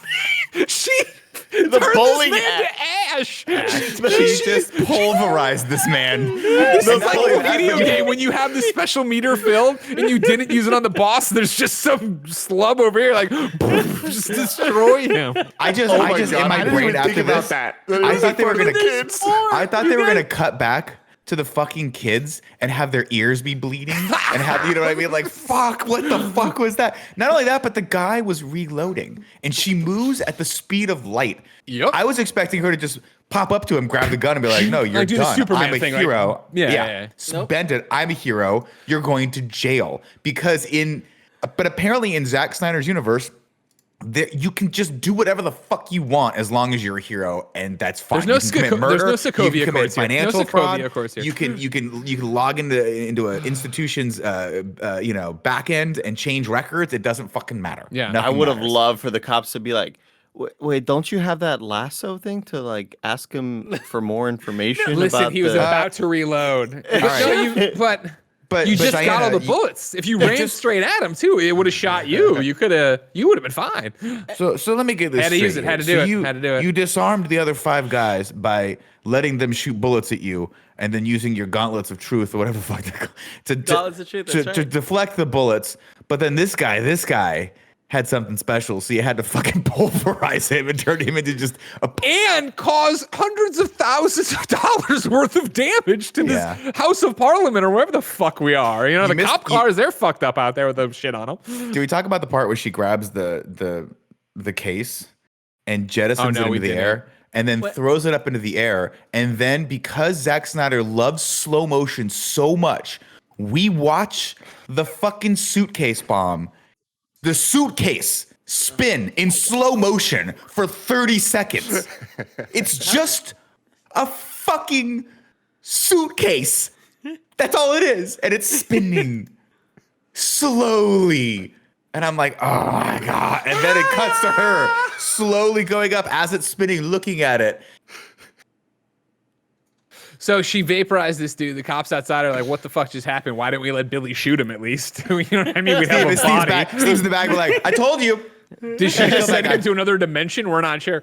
And then, yeah, she turns around. She's like, all right, everybody, cool, right? And, like, if we take away the murder that just happened, like, I really enjoy this scene, too, of, like, her going, Great like, scene. are you guys okay? Are you okay? Yeah. And then one girl who's not okay, she's like, what's wrong, princess? And she's like, the girl's like, can I be like you someday? She's like, you can be anything you want to be. You can't. And then I'm she God. goes, she's like, no, Wonder Woman. For reals. Let's see if this works. Oh, shit. She Back away she- slowly. She like definitely killed other guys in this thing. Like one guy she grabs and just throws against a wall that's like 15 feet away. Oh, yeah, and they're he, like, super. They're on ventilators the rest of their life if they make it out of this. So like it would make way more sense if the little girl that was like sitting there looking like she was about to cry just looks up and starts like wailing because of what happened in front of her is fucking terrifying. The pure, terrifying shock. But instead if she's like, I want to if be this able were to kill a real people like movie, a god. yeah, wow, that looks Hey, real fun. I I'd agree like with to do everything, that. but I enjoyed the fuck out of this scene. Like I agree with everything we're I saying. did It's so too, much I fun. did To, too. it's so much fun to get it. And Everyone's outside like, what the fuck? Why? You're gonna Like, by the stop way, him by the way, 900 other ways. imagine if you're a cop and someone says, don't you take your tiara off and throw that like a boomerang too? You've seen that? Why didn't you do that? Great. Imagine if you're the head of the SWAT team outside and you're like, they have guys. Here's the breakdown. They have a bomb in there, so let's just make sure it doesn't. And you're like, well, go home. Call Steve. See if Steve needs a ride home. And then she comes out, they're like, oh bomb my went off. God, we thought the bomb blew up in the air, but it blew up in there, huh? She's like, yeah, that's exactly what happened. There's 2 bombs. Sure. I didn't realize Let's it. go I with didn't that realize there was 2 narrative. bombs. Yeah. To save the kids. He had a shoe bomb. It's crazy. Kids. Anyways. From this, we go back to Themyscira, because if you remember, in our own, that's where this thing started. The one mother box woke up, was like, "What's going on?" Right? Queen, whose name I can never say right, Hippocampus. No, that's not right. Queen Hip. She shows up, and she walks in. She's like, "What's the fuck up with the box?" And like, "Oh, it's just fucking doing its thing, but nothing's really happening. Don't worry about it." Like, oh man, that's fucked up. And then the box has a crack in it or whatever, and it's lit up, and then it goes boom when it's done. Yeah, Maybe it's Tim. going back to sleep. Themyscira is one of the coolest locations in superhero lore, but like movies specifically. I love it. I think the idea is so cool, and it is really the one established thing because we actually got it in other movies, and it's like, oh, this is an interesting, cool thing we're doing here. And I agree with Nick. This scene goes on too long, but I'm okay being in Themyscira for a while. I agree. I'm the same way. Yeah. I I thought this like how was long the it goes. I most. love it. I thought this was the most entertaining part of this whole sort of first act or whatever you want to call it, chapter 1, 2. I forget where we are, but all of this sequence, I enjoy it being longer because I enjoy the world, and I think it leading up towards that sort of climax of that scene it's so badass. Yeah, I just don't like the way it's paced. I think that the original one, there was a impending feeling of doom as they were being chased, right? You felt the way it was directed and the way it was edited specifically, you felt that there was something right behind them that was about to get them because Steppenwolf was chasing them. In this one, as the queen runs out, I forget the actress's name. It's Connie Nielsen. Yeah, I think. She was a great actor. As she's running out, she's like, fucking close the doors. And then they stop and she has like another conversation with someone. I'm like, no, fucking she tries to run. save that Like, kid. Yeah. what are you doing? This fucking monster's behind you and it can't be stopped. And then the doors close and she goes, cool. And we stop. And then the whole thing slowly falls into the ocean. And she's like, cool, I guess everything's okay. And then Steppenwolf pops up and like, no, it's not okay. And then we get the action. I just liked it a lot better when it was like, this thing's on. What are we gonna do? I don't know. And then boom, we're into the actual, the meat of it. Connie Nielsen, you're right. Yeah. I like this a lot. I think it's long, but like the entire movie's long and self-indulgent, and I like that for certain. I don't even know. We'll go on a case by case basis. I was gonna say I don't think there's one I didn't like. We'll figure it out as we get there. But like for this one, I like Themyscira, and I like seeing how the Amazons react, and I love the moment. The tube opens, Steppenwolf and the parademons come down, right? And he's like, I'm here to show you introduce you to the great darkness or whatever. And he makes a comment about them being afraid or whatever, right? And she's like, daughters of Themyscira, show them your fear. And they all go, ah! And I'm like, that's fucking cool. You know what I mean? We have no fear. And I was like, that's pretty fucking dope. Yeah. And then it's, like you said, this weird, like, again, slow-mo of her trying to get out of there. Like, at one point she, like, starts, it looks like she trips. And I was like, oh, and then it's like, oh, she ran up the wall, but it took too long to get, it was like, whatever. Yeah, that was She bad. gets out of there, smash the thing, kill the thing. All right, they start smashing. And then, she turns around for this other person. I'm like, you're leaving so many people trapped in this thing. Like, they knew the risk. Trying to Just save get the this fuck person? out. Yeah, exactly. You're the She eventually queen. gets Like out. the queen has to make closes. those choices, unfortunately. And that, it didn't work. Falls in the water, like you said. I love the Zack Snyder fucking imagery of all the Amazonian women just like slow-mo swinging the hammers. I always think that works well. They've done the same effect that they did They're in 300, where their abs are like just insane and like, They look great. And so, like you said, Nick, the thing falls in the water. It looks like it's over. They're riding away with Mother Box, but guess what? They aren't. It's Steppenwolf. He comes back out now. This is where you get to see his armor really shine. The parademons are out there. They're chasing. He's throwing fucking horses at people. Just fucking throwing shoulders into horses left and right. Yeah. And I love the part where they just started like hitting him with all the arrows, right? And he just stands up and like goes, and his suit just like eats up the arrows, spits on the sticks. I do appreciate the sort of the way the suit works. Like I enjoy seeing it kind of moving and animating on its own when he's just sort of in sequences.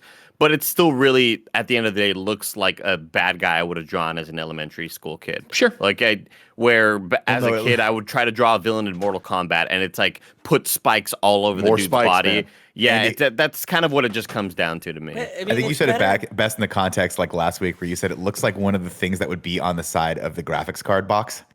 Yeah, for sure. Yeah, like a early 2000s, late 90s ATI Generic. Radeon graphics card. Like that's kind of what he looks like, unfortunately.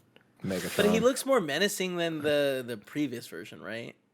Yeah. He's got more character for sure. I mean, again, it's this thing of like, if you really, I mean, I understand what you're saying, but I think his suit fits more with what they're trying to do. Yeah. That's great, Andy. Where God damn. the way he looks. Andy, hold on a second. How did you do that with your eyes? Did you crop them and move them out? Yeah. Smell your mother's box on you. Oh, Jesus no. God, don't talk about my that's mother's box really- ever that is again. really But Smell your gross. mother's box. I do No, enjoy stop the narrative saying it. thread, even though it does look like a character you would have drawn as a kid or whatever. He looks like that. So do the witches or whatever their names are that control the mother boxes or have the mother boxes. So do the mother boxes. It's clearly like this line of technology that even extends out to Cyborg. That's the reason he has like the weird metally flaps and stuff. Right. Again, It works it's just silver CG, so it's like whatever. I appreciate that there's something like that there. I do. I wanted to mention there's a close up we get up later of Steppenwolf where he just looks doofy, and it's usually when he's talking to Homeboy through the block of whatever the fuck. Yeah, Who gives a talking shit? about Fucking love that effect. Yeah, I thought that Desaad. was Yeah, cool. Desaad. Yeah. Yeah, that was cool too. But when they have the close up of him, and we are supposed to get this vulnerable Steppenwolf, right? We're supposed to see the side of him that is kind of scared and feels ashamed in a way, but the facial capture just kind of makes him look like he just has this doofy looking face, and I really want to like freeze frame it and just make that like a reaction shot because I think it looks lame at some spots. A squirrel's not the right animal, but some woodland creature looking up like for a treat. I don't know. Never mind. I was gonna say it reminds you of the creature that John Leguizamo voices in Ice Age, but maybe not. Madagascar, yeah. Eyes too far apart. They get away though. I'll get you to the scene you're talking about, or one of them. They get away. They boom tube back out of there. The queen's there mourning some of her dead, and she's like, "We have to light the ancient warning fire or whatever." From there, we go to black, and it's part 2, the Age of Heroes. If you're keeping track at home, that's right. Part 2 of 4 is where we are right now in review part 1. Only an hour 16 in. Only an hour 16. Oh my goodness. I don't know if it's actual what it is, but clearly Steppenwolf boom tubes to what I'm calling Chernobyl for the rest of the movie. I'm not sure if it actually is Chernobyl or is it supposed to be some other nuclear disaster, but that's the idea. It's based off of it, right? That's the idea. He gets there. It's toxic. It's toxic. That's good. Shout outs to Did anybody else get? And Tim, I'm looking to you. Did you immediately? It's toxic. I'm slipping under the days of your body, better. That would have made it so much better. And God, I wish they just did that. Just put the song into. What a weird dialogue choice for him to have there, though. It's toxic. Hey, that's what they're telling us. They're telling us why there's no people there and why nobody will come looking. Yep. No people. They're answering questions no one asked, Tim. That's the point. You can't have it both ways. You can't have it both ways because then we'd be sitting here going like, why did anybody come to the nuclear test site? Anyways, it's toxic. That's good. There's a piece of metal there. He shoves mother box into it. He's going to do the unity here. One mother box enough is that it starts making Chernobyl into his fortress, his stronghold. It's making it more like Apocalypse, right? He then orders off the other parademons to go find the other 2 mother boxes. And then he's like, I wrote it down. He will be pleased. He will see my worth again. Of course, talking about the one and only dark side. Again, setting up where we're going with this character of Steppenwolf, right? This time, what his deal is and why he's doing all of this. From there, we're back to Bruce and Alfred. They're on the plane. They're looking for Barry. For me, where's Barry? This is the first scene for me that I was like, oh, this is clearly a reshoot, right? Like Ben Affleck looks like he's down a ton of pounds and looks just older, but I don't know what the fuck I'm talking about. That's just what I thought. Not that it would matter, right? What this scene is used for is that Ben establishes like a little bit of his motivations. Not that you really needed them, right? But like Bruce is like, I made a promise on his grave to Superman that I would do this together. I need to bring us. I wrote this quote down. I need to bring us together to make this right. That's his whole shtick, right? From there, we're back to Metropolis. It is Silas Stone, Victor's father. He is leaving his lab, grabs his little tape recorder. You don't understand why yet. And on his way out, he says goodbye to the maintenance dude or whatever. The maintenance dude's like, see you tomorrow. I'm sure I won't die immediately. And Silas is like no sooner out the door, and then there's like a rustling in the office. Maintenance dude goes in there, opens up the thing, finds a parademon there sniffing around a box. And he's like, "Whoa!" And then we cut away from that. From there, Before now we come back, Sure. let me tell you about our sponsors. This episode is brought to you by Babbel. Je ne sais quoi. And if you don't know, that means I don't know what. Like the thing that is missing. You know what I'm talking about? I don't know what it's missing, but it's missing it. And I learned that using Babbel, just like Greg Miller's been doing. He's been trying to learn French to be able to, communicate a little bit better with his wife, and it's been going great.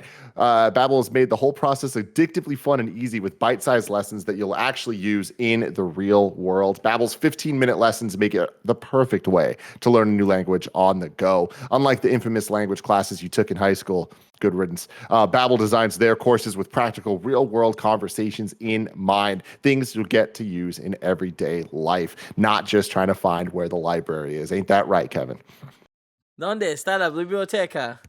Thank you very much. Their teaching method has been scientifically proven to be effective. With Babbel, you can choose from 14 different languages, including Spanish, French, Italian, and German. Plus, Babbel's speech recognition technology helps you to improve your pronunciation and accent. You purchase a 3-month Babbel subscription, you'll get an additional 3 months for free. That's 6 months for the price of 3. Just go to Babbel.com and use promo code MORNING. That's BABBEL.com, code MORNING for an extra 3 months free. Babbel, language for life. And next up, I want to give a shout out to BetterHelp. In 2021, talking about mental health is finally a thing, and that's why we're excited to be sponsored by BetterHelp Online Theory. Mental health check-in. How are you really? And what do you need right now? Therapy can help you. What is therapy exactly? It's whatever you want it to be. Get some tools to help with motivation, depression, anxiety, battling your temper, stress, dealing with insecurity in relationships or at work, whatever you need. It's time to stop being ashamed of normal human struggles and start feeling better because you deserve to be happy. BetterHelp is customized online therapy that offers video, phone, and even live chat sessions with your therapist, so you don't have to see anyone on camera if you don't want to. One of my good friends has been using this and been having a really great time just because of how easy it is and how private and secure it all is, and you just feel very comfortable with the whole process. You can join the millions of people who are seeing what therapy is really about. It's always a good time to invest in yourself because you are your greatest asset. This podcast is sponsored by BetterHelp and Kind of Funny Morning Show listeners. You can get 10% off the first month at betterhelp.com/morning. That's betterhelp.com/morning. betterhelp.com/morning to get 10% off your first month of BetterHelp. I'm going to take a pee break here. I'm going to take a pee break. Die, right? That maintenance guy doesn't No, die. I know, but he's going to, he's getting kidnapped or whatever. Oh, yeah. He's one of the He's going to be scared. He's soon to gonna be spend 9. The Metropolis 9, as we'll call them for the rest of this film when it happens. Good. I'm going to pee. Andy, tell me about the sponsor. Are we actually? I'm trying to rewind. Well, no. First off, I'm trying to rewind and trying to see if this actually was a reshoot. I don't think it was. The scene where he's finally shaving his beard is a scene that Greg thinks was a reshoot. I don't think it was. Although I do know that recently shots have or not shots, but Ben Affleck was in an interview recently of some Zoom podcasting thing, and he has lost a lot of weight. And Really? I'm kind of worried. All right. I don't know. I don't know. Put on 40 pounds of fucking muscle for it to be Batman. Yeah. That's just hard to. Yeah. That's hard to keep off, man. No, but I mean, I don't know. I feel Keep like there on, have been excuse me. sequences of. I feel like he's just. I don't want to say that he's an overweight dude, but he's a fuller figured Well, guy, he's right? very he's a very big guy. He's like, I think but he's no, 6'2", but in 6'3". this recent Zoom interview, he looks very, very skinny. Hopefully, it's for a role. I hope it's not anything else. I don't want to Skinny Batman. think too Coming much soon. about it. Zack But Snyder, yeah, skinny Batman. In the shaving Bat. scene, this is where he's like, "Have you found the kid yet?" And then, what's his face? Alfred says possibly, and he's like, "If I had a nickel for every possibly I've ever heard from you." And he goes, well, You're you'd be even more insufferable. Yeah, that was funny. Nick, I I love just want you to know I appreciate you so much that a couple days ago there was the Andy talking about skinny Skinny pop pop. popcorn, which reminded you of NSYNC's song Dirty Pop, so you did the skinny pop. Now I said skinny Batman, and you turned that into Skinny NSYNC song Dirty Pop, which Yeah. is like one step too far, but I appreciate the logic there. One step too far. The story of my life. It really is just like how many. What's the word I'm looking for? How many degrees away from Kevin Bacon are you? That's sort of the thing we're talking about here. I can What are be you talking 17, 18, still get back there. I worry, think Ben Okay. Affleck looks thinner and smaller overall In this scene? Oh, Yeah, yeah. So you agree with me? yeah, I agree with I'm looking at the old version, Thank you. and I'm gonna take a screenshot. I'm gonna look at the new version, take a screenshot, so I could say, Is it Greg, easy to it is switch between definitive. Thank you, Yeah. Andy. I appreciate that. It is definitively. Andy, can I get a ruling from you on one other thing? Go ahead. Like I understand it's what Thursday and it's 12:53, but it's DCEU in review. Can I get a recap juice? Is that fine? Yeah. Oh my absolutely. gosh, please All do, to Greg. recap, dude? Bro, let's Oh, go. crack come one on. open, big dog. I literally love a scheduled out beer my- before 1 p.m. while I talk about Superman. Just bear in mind, everyone, we are only 12 minutes into this movie right now. Yeah. We are 12 We're not even minutes halfway into through this the movie. first half. No, we're more than that. Come on. Oh my god. Anyways, he grabs his thing. Okay, guys. 39. Amazons. The Amazons now. They're gonna do their whole thing. Nick was complaining about earlier. They do their whole. It looks like a funeral, but it's not a funeral. It's them getting the magic arrow ready to fire off and warn the people of man. Right, where of course the man won't understand because it's been 5,000 years since it's been used, but she will. So they light it. They fire it. It flies out of the Themyscira. Flies out of the bubble. You know what I mean? To go all the way through. I think this is still really cool. I like this a lot. The leaving Themyscira, what the idea is here, the fact that they have these like built-in things of what they would need it for. Maybe when you go back there, though, drop your mom a cell phone. Give her like the unlimited minutes plan. Just drop And her a that's cell the phone. thing, you know what I mean? Like, what are we holding on But she to? Go can't go talk back to each there, other. Remember, she's not. Yeah, I allowed know. to That's go what I'm saying. back But there. come on, go back. Who cares? Just go back. Because like I feel like they're the only ones making the rules, right? The old gods are dead. Yeah, yeah. So, they left for a What are you reason. afraid of? What are you? Yeah, afraid- they exactly. A left? man already stepped foot on the island too. It's fine. Who cares? Sure. Anyways, either you let people evolve, and you change with the times, you become outdated. You know what I mean? That's what I'm saying over here. I can Themyscira's got to get it confirm. together. I can confirm it is a reshoot. Thank you. I don't need any of this, like, look a lot thinner. Catholicism not getting on board with gay marriage. Get the fuck out of here. All right, get your shit together. I don't. The Pope over here. You see this, Cav? You saw this. No, I didn't. It was big. It was a Post- big story a couple weeks ago, right? Or a week France is ago. not good. Well, like this week. Yeah. Anyways, he fires. It lands over there. We then go to Paris. Right across the old English Channel from Sure. London. Oui. Thank you very much.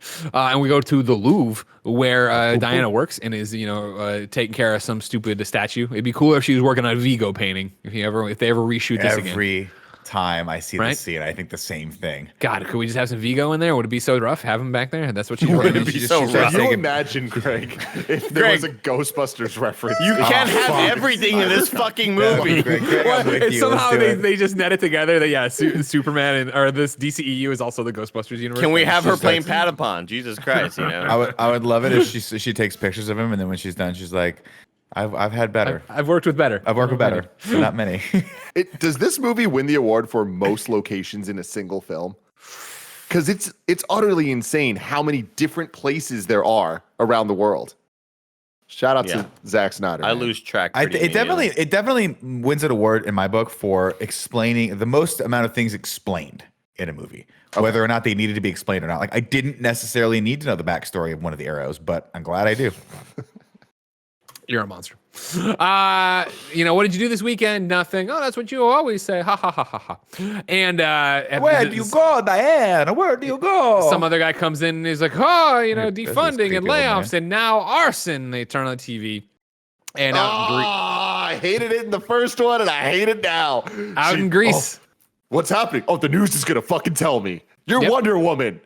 Well, Damn she it. doesn't, she You doesn't should have know. magic sense. You wonder what you want her to do. But in a think movie, I mean, look, not that I would rather this, but in a movie that starts with like people hearing fucking Superman's dying breath, it's like you're telling me that Wonder Woman finds out about this magical shit from the news. Yeah, CNN.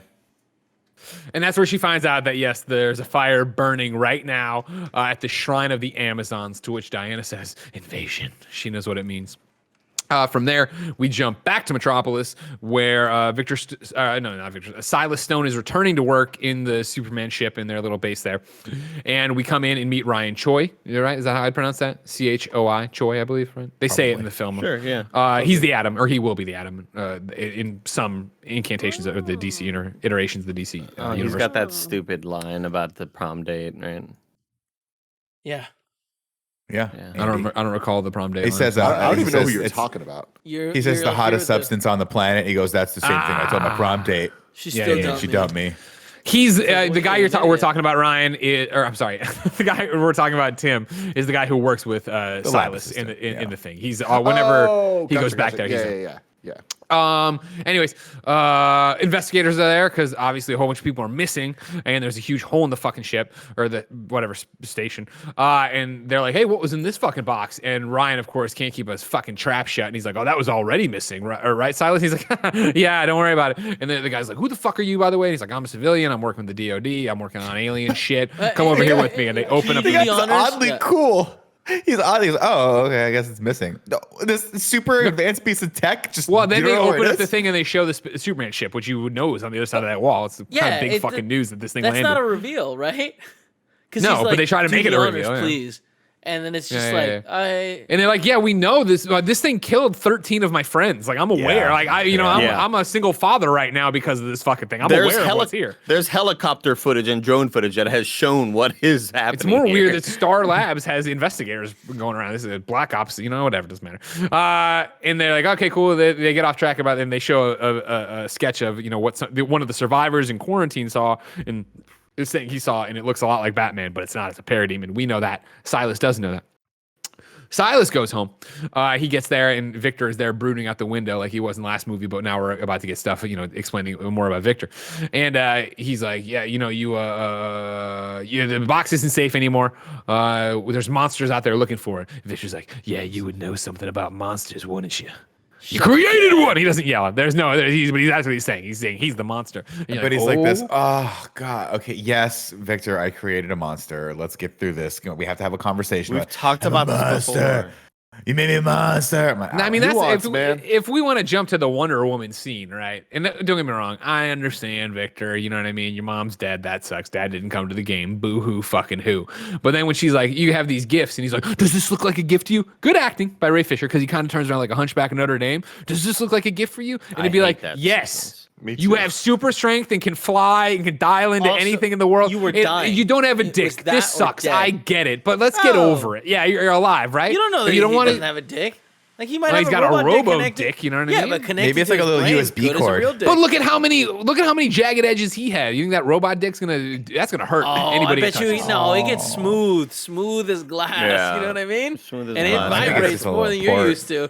God, I hate that whole sequence because he is moving around. It's like they just took the mocap data from General Grievous. Oh, Go back and God. watch that sequence, He's sobbing. and yeah, just go back and he's just like this hunchback dude, kind of looking like he's broken. It's like I hated the way he looked here. I did not like that. Are we talking Andy- about in the scene with Wonder Woman? Yeah, the Wonder Woman scene. Yeah. Gotcha. Andy, real quick. Also, I opened up the movie and I jumped to a random point, but it ended up being the point where Steppenwolf is like staring up, like kind of like that look you were talking about, and he looks a Yeah. lot. He looks a lot like John Leguizamo's character from that one movie. Ice Age. And you're like, you nailed it. You look just like it. crushed it. Meanwhile, in Greece, Wonder Woman goes to investigate the fire that's now out, but the arrow's still there. She sneaks past everybody, and she gets the arrow. She looks at the arrow. It's got some ancient writing on the arrow. She then goes, there's a secret door behind like a merchant stand or whatever. She does that cool, like, boom, jump. And she lands in high heels. Fucking dope as hell. How is and that then- cool? How is that dope? It I just like the looks noise, and I didn't cool. see it coming. Yeah, it looks Yeah. cool.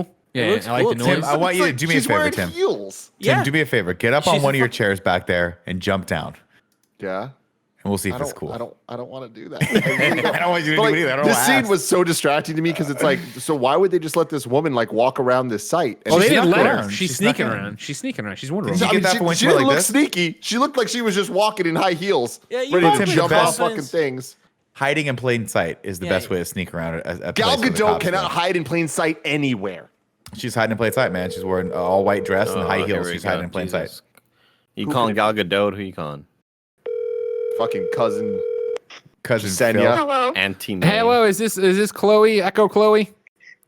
Yes, that's her. You're on Kind of Funny in Review. Andy just referenced Colonel Grievous in relation to Cyborg from the Justice League. So I needed to call you and get a ruling. Lieutenant Grievous. How do we feel about Cyborg as a robot? Like I know we all know you got this weird thing for robots. Is he a good robot? Is do. how's Cyborg look? I mean, yeah, he's a cyborg. He's not my type, though. Is because he's a cyborg? Too much human. Yeah, Yeah, he's too much Okay. human. He's not enough robot. exactly. Borg. Okay. Yeah, I get it. I get Me it. and Kevin were having a conversation too about like you've seen Justice League, of course, I'm sure multiple times. You know that Cyborg's got all these jagged edges and stuff, right? Can he make himself smooth? Can he make himself smooth? Yeah, because I was saying like The phallic thing. I was I don't know if I phallic, like yeah, where in a this is phallic way. going. Because I was saying like, listen, this isn't going to be painful for anybody who gets involved with this. And Kevin's like, no, he can make it super smooth. Mm-hmm. Is that a known robot / cyborg thing? Is that something that happens? You're the cyborg robot expert. That's true, but I'm not as well versed in the DC cyborg. himself, Okay, then so- let me turn it around. General Grievous, can he make smooth robot parts? You know, sure. Yeah, exactly. Okay. All right. Thank you. You answered a good question there. And it turns out I was wrong and Kevin was right. I appreciate that. Okay, yeah, of course. All right. Congratulations for being on the Twitch front page yesterday. What's your Twitch handle? Hey, thank you. My Twitch is Echo Clo. All right. Good. All right. Cool. All right. We'll talk to you later. All right, cool. All Sounds right. good. All right. You having fun? Having a great time. Is it really cold Greg, where you are? Greg, let her go. Let her sorry, go. we gotta go. In Sorry, the we're like middle of 9 hours something. into the Justice League. I gotta go. Bye.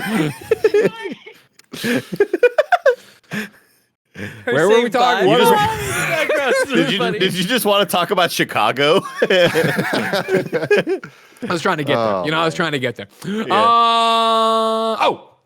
So she opens up the wall. We go in there, and this is where we get like the cave paintings of Darkseid and the battle that came before that we've already kind of talked about, but we'll get to in a second with the show. You know what I mean? So we go through, we do the whole thing. Congratulations, everybody. From here, we get the Aquaman interlude. This is where Aquaman, I say, shows up in a different village. There's a guy who's out there in his boat drowning. Aquaman saves him, stomps into a new bar, throws him down. Everybody gives him the stink eye here, which is why I don't think it's the same place where people are singing and sniffing his clothes. They throw him down there. He takes the whiskey, he'll pay, whatever, blah, blah, blah. He drinks it. And then, like, this is, I think, meant to show us that, Aquaman is a wandering soul. Aquaman, has no home. He's like, It's like the guy Superman in from the first Brandy. one. Exactly. A lot of that. Yeah, a lot of that. Yeah. Nomadic. Nomadic, The guy yeah. from Did you see that Brandy. movie Nomadland? I Oh, saw the that movie. song. Also, No he Man just Land? has Yeah. he has a very, very complicated relationship to shirts. Does he Yeah. want to wear them? Does he not want to wear them, Tim? Why would you even bother wearing a shirt? Like, why come out of the water, put a shirt on if you're just going to take the shirt off and go back into the water? No shirt, no All I'm shoes, saying. no service, dude. You know That's what I right. mean? Yeah, you got to get in there and get the booze. You know what I mean? You know what? That's You're how it's absolutely gonna right. be. This Yeah. this Nailed bar is a lot of things. This And bar is again- a lot of things, but they adhere to the laws of no shirt, no shoes, no service in fucking Norwegian, whatever the hell they are. guarantee it. Nick. Scandinavia, You walk whatever. into one of these bars again, different place.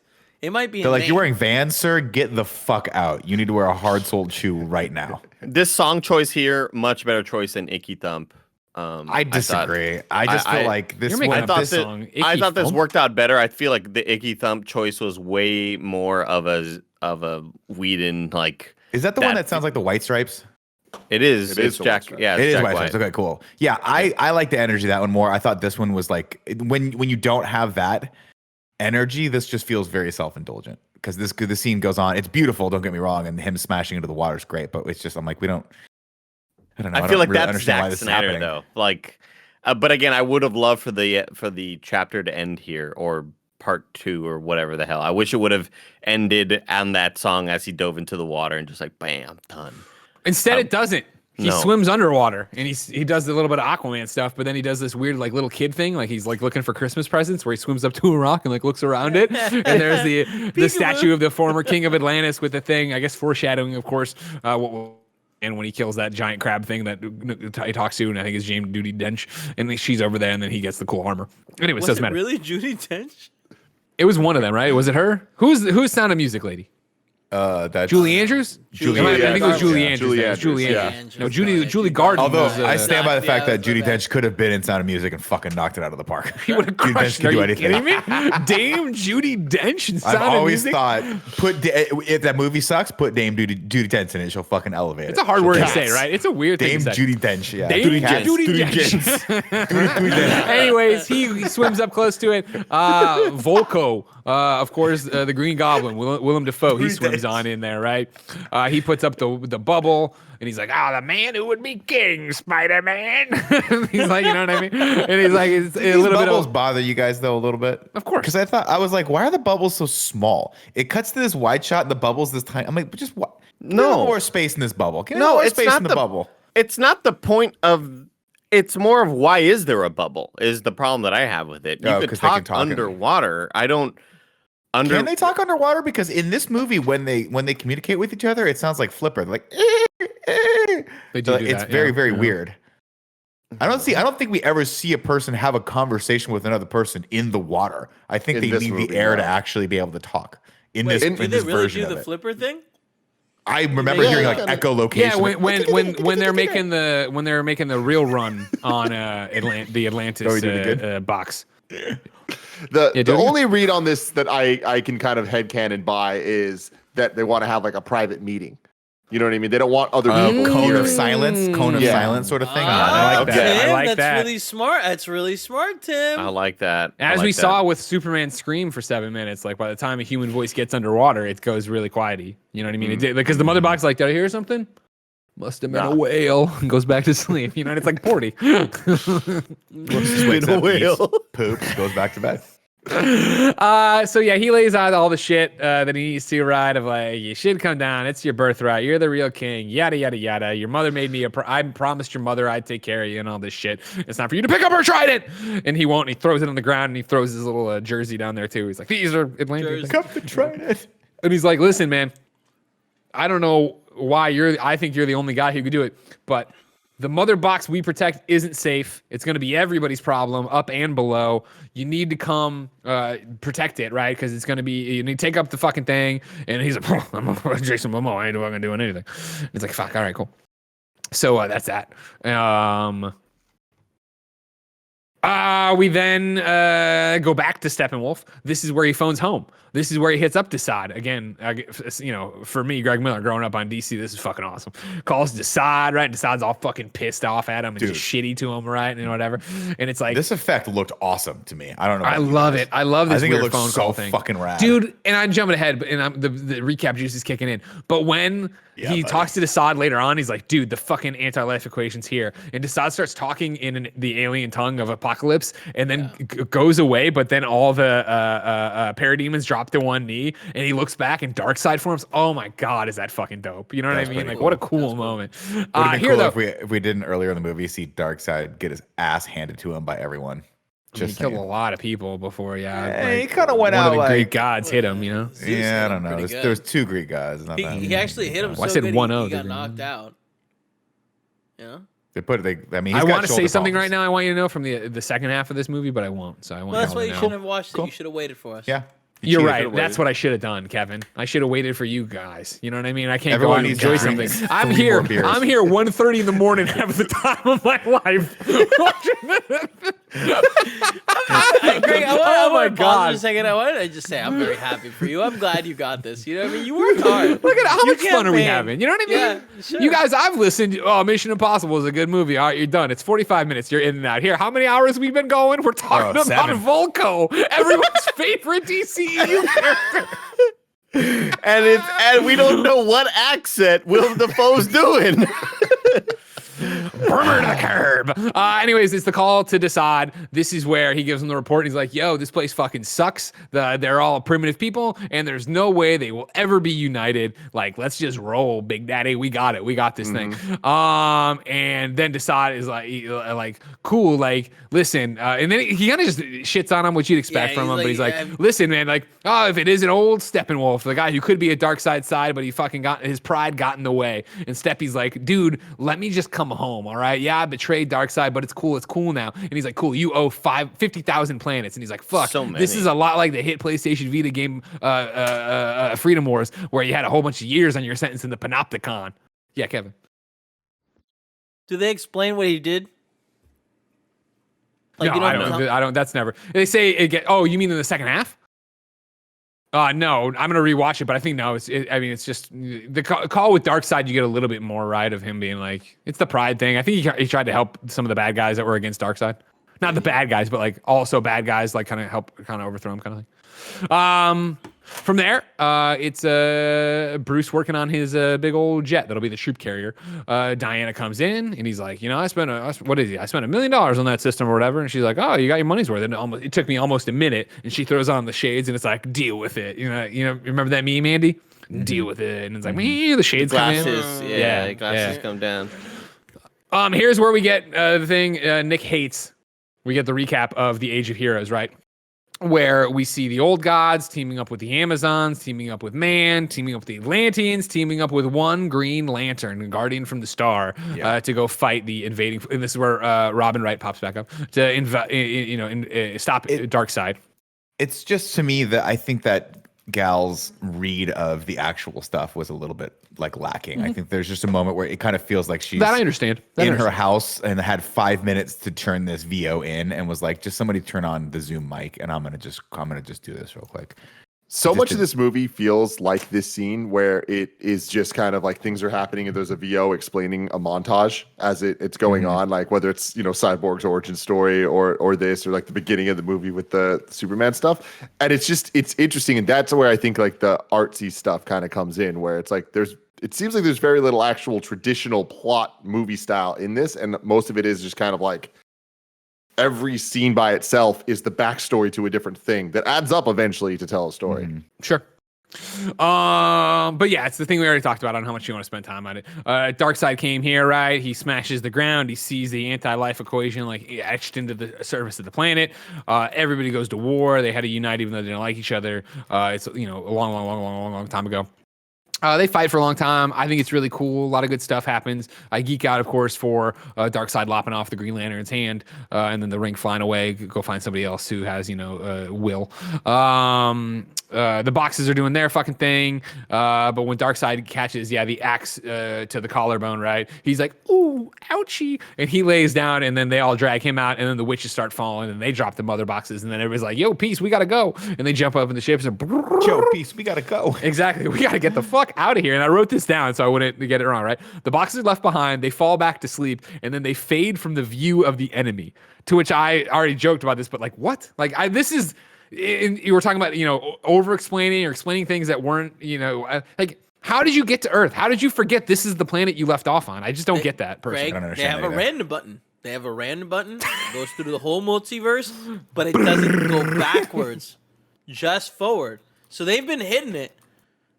Haven't hit it again. But it also kind of gets to the motivations of Darkseid in general, right? Like, and like, what's the point? What is the point? You got hundreds of thousands of planets. You're just trying to overtake them all. That's it's classic bad guy stuff, right? That's your bad guy. Everything. But I mean, I don't know. But that again. This is the big thing that differentiated him from like a Thanos, where like with Thanos, just the reasoning behind doing what he was doing. You're like, oh, yeah, okay, that's interesting. Yeah, that makes sense. Weird. Yeah, this movie makes me feel stupid a lot. And like the DCEU does often, but it's just like there's so many terms and things that they throw at us where it's like, okay, there's the anti-life equation, there's these mother boxes, there's Darkseid, but his name's spelled weird, but there's also Steppenwolf, and he's under. It's just like there's a lot, and they throw all of it at once. They just keep throwing. It reminds me of Man of Steel. Yeah, totally. Man of Steel. I think we're talking about DCU. Yeah, DC Yeah, Man of Steel had a lot of the same sort of word and buzz words of like the mother box and anti-life equation and all that shit. Yeah. Again, like, as somebody who adores the MCU and somebody who grew up loving DC Comics, and I still obviously love DC Comics, and I would still say a DC person at heart, right? Like that is one of the main differences in the universes is that I will never be able to fall all over myself and compliment the MCU enough on the way they introduced everything to get us to Endgame, so that my cousin Jody, you all know her now, when we were going to see it, was telling me how much she loved Iron Man, and she understood, like when we left that theme, she understood time travel and like stuff that like Mjolnir. I remember people care about Mjolnir. They understand Mjolnir. I remember growing up and be like, there's no way to explain a Green Lantern to somebody, right? And then you get to MCU and they're able to do all these complex things. Whereas DC's EU, for better or worse, and clearly worse, is very much like, cool, have you read all this DC stuff? Do you know what a mother box is? Do you know what our interpretation of it is? This is what it's going to be. Let's go for it. And it's like, yeah, that works really well for me. It makes me get all excited and stupid, but like, I totally get why you'd feel stupid, Tim. And that sucks. I wish people didn't feel that way about it. I digress. Diana explains the whole thing. They left the boxes. They went to sleep. Yada yada yada. Everybody locked their zone up, which we already talked about. They Atlanteans are like, here, octopus, eat this. Men are like, hey, I got a hole. 6 and then feet fucking deep, Themyscira is like, put it in this thing, guard it at all times. We have this system. We'll knock out these pillars, and in the end, it doesn't fucking matter, of course. So whatever. Who cares? From there, ladies and gentlemen, we go to a black screen for part 3. Beloved mother, beloved son. We start in Central City, where one and only Barry Allen is trying to get a job at a pet store, and he is a scatterbrain, goofball. He's got a resume in his pocket that's torn up and crumpled up, and all these other things. When he walked past Iris, who isn't introduced as Iris, but we know from everything else. They share a moment, as Kevin Smith and Ben Affleck would say in Chasing Amy. He goes about his thing. She gets into her car. There's a dude trying to eat a fucking cheeseburger lunch on the road. There's a dude walking a hot dog cart. She accelerates out of her parking spot. She makes eye contact with Barry. They do it. Ladies and gentlemen, wear your fucking seatbelts. I don't care how classic your car is and how cool it is as a convertible. Wear your fucking seatbelts. Why is she starting out of this parking space without a seatbelt on? I don't know. And it makes me question how smart Iris is. Pay attention to the road. You're doing the thing where you just stopped off for coffee, but your office is right down the block. No, Nick. Stop. Nick, don't be on the side of... This is not the lane you want to be in. Yeah, you don't. I'm not saying you should do it. I'm just saying occasionally, like, I'm gonna drive with my knee, eat my bagel. That's the opposite of the message that we're putting out. So close. That's the opposite. If you want to know how lame Greg Miller is and how much I follow the rules, if you're in a car parked waiting for someone, put your seatbelt on, because even though you're not moving, somebody else could easily sideswipe you and fuck you up. Don't do that. I never thought about it that way. If you're in the vehicle, wear your fucking thing. Nick, here's the thing: you go down, not that big of a loss. You do whatever you got to do. All right, but everybody listening to this who has their whole life in front of them, not another maybe good 10 years. Okay, I see maybe where it's we're at 15. Wasn't sure where this joke. Wasn't sure what route we were going to take to that one, but we got there in the end. That was good. It's interesting that there's 2 points in this movie where they're like, "Hey, pay attention to the road," because the dude drops a hamburger. He drops a beautiful looking burger, if we're honest, right? I'm hungry right now, but what a beautiful looking burger. Nick, sing the burger song. Sing the burger song, Nick. Hey, you just bought that hamburger. Did you drop it on the fucking floor where you don't even have floor mats in your ugly, dirty truck? Hey, why don't you pick it up? It's probably still good. there's more. Just look down there. Just look down there and reach. Oh no, you just killed 3 people in a hot dog cart. It's a hot dog cart. And so Barry sees this. No, all there's happen, a reprise. There's a he can sing about me recapping it. Barry sees all this happening, and so puts it into slow mo. And even though the song is whatever, right? I think all the song choices in this movie are whatever and weird for the most part. Like, still, the visual of Barry scooting his feet and the shoes just exploding in slow-mo, I fucking love. He runs and just, pokes the glass and it breaks like surface tension on water. He gets out there, grabs Iris, but he plants his feet and the asphalt rips up. I was like, this is fucking awesome. And then it just gets creepy. Yep. Leave this woman alone. Yeah. And it's I'm like, with you. you had the choice to cut this or edit this. Yeah. It's like... And they still put this in the movie. I was You didn't like, need to I'm gonna caress her face. I'm like, oh god. And then also, like, when he grabbed the meat stick, I was like, what? where's this going? Yeah, I was like, yeah, is he gonna Yep. eat this What's the hot plan? dog in What's this? he gonna do with this that, fuck? that Like- had a cute moment, I think, at the end. Did it? No. This is a the perfect dogs? example of answering questions that we're not asking. Well, oh, it's like, oh shit, what's he gonna do with the hot dog? And the next scene, oh, that's what he did with the hot dog. I thought it was fun. I thought I was like, oh, look at that. He gave the lady, like I like the entire explosion. I like the Trying to get entire the thing. I job. like her saying it is creepy in the center, yeah, where he grabs her and he's like staring at her eyes and shit. Like you're talking about Tim. Like, yeah, no. But it does. He puts her down. He runs back in there. Yeah, and then it's like, oh man, that was crazy. But look how good I am with dogs. Says I have a hot dog, and it's like, first off, Start those next dogs are Monday. probably gonna get this shit. Number two, where are your shoes, sir? You had shoes when you came in here. Why are there piles of broken shoes in front of me? That's what I was gonna say. The shoes are still in front of her. They just exploded. Exactly. Why did my glass break from the outside or the inside out? Like, there's so many more questions. You should have run away from here. You should have given me a fake name or something. I don't know what the fuck's going on. I think more egregious than any of it was just the music choice, though. Like, I think it was equally as creepy. I thought the hot dog thing was dumb. It started off so cool, like what you mentioned at the start of this in review, Nick. What was that, 5 hours ago when we started? Yeah. But Oh my God. it starts Have off some fun with your amazingly with the friends. breaking through the glass. I thought all of that was so badass, and I got those goosebumps. And I thought Totally. the music choice was just so bad, and it just Totally. didn't match with anything. And it really is just. It's sequences like this that make me think Zack Snyder thinks that he's way cooler than he really is. It made me angry because it was a legitimately great moment. I was like, wow, you actually legitimately, and then the song kicked in and I'm like, you just love to punch me, buddy. You just punched me right in the gut on that one. So like all that stuff just happens. We talked about. From there, it's our friend Steppy. He's coming out of the ocean with some parademons. Don't and call there's- him Steppy, please. Hey, He's everyone. my I man can't now. handle it, Sorry, Craig. This is we're my too friend deep into the Steppenwolf, we're but too we call deep into the him review. Steppy. We're too deep into the review. Steppy's the man now, and he's just beating the shit out of these Atlanteans.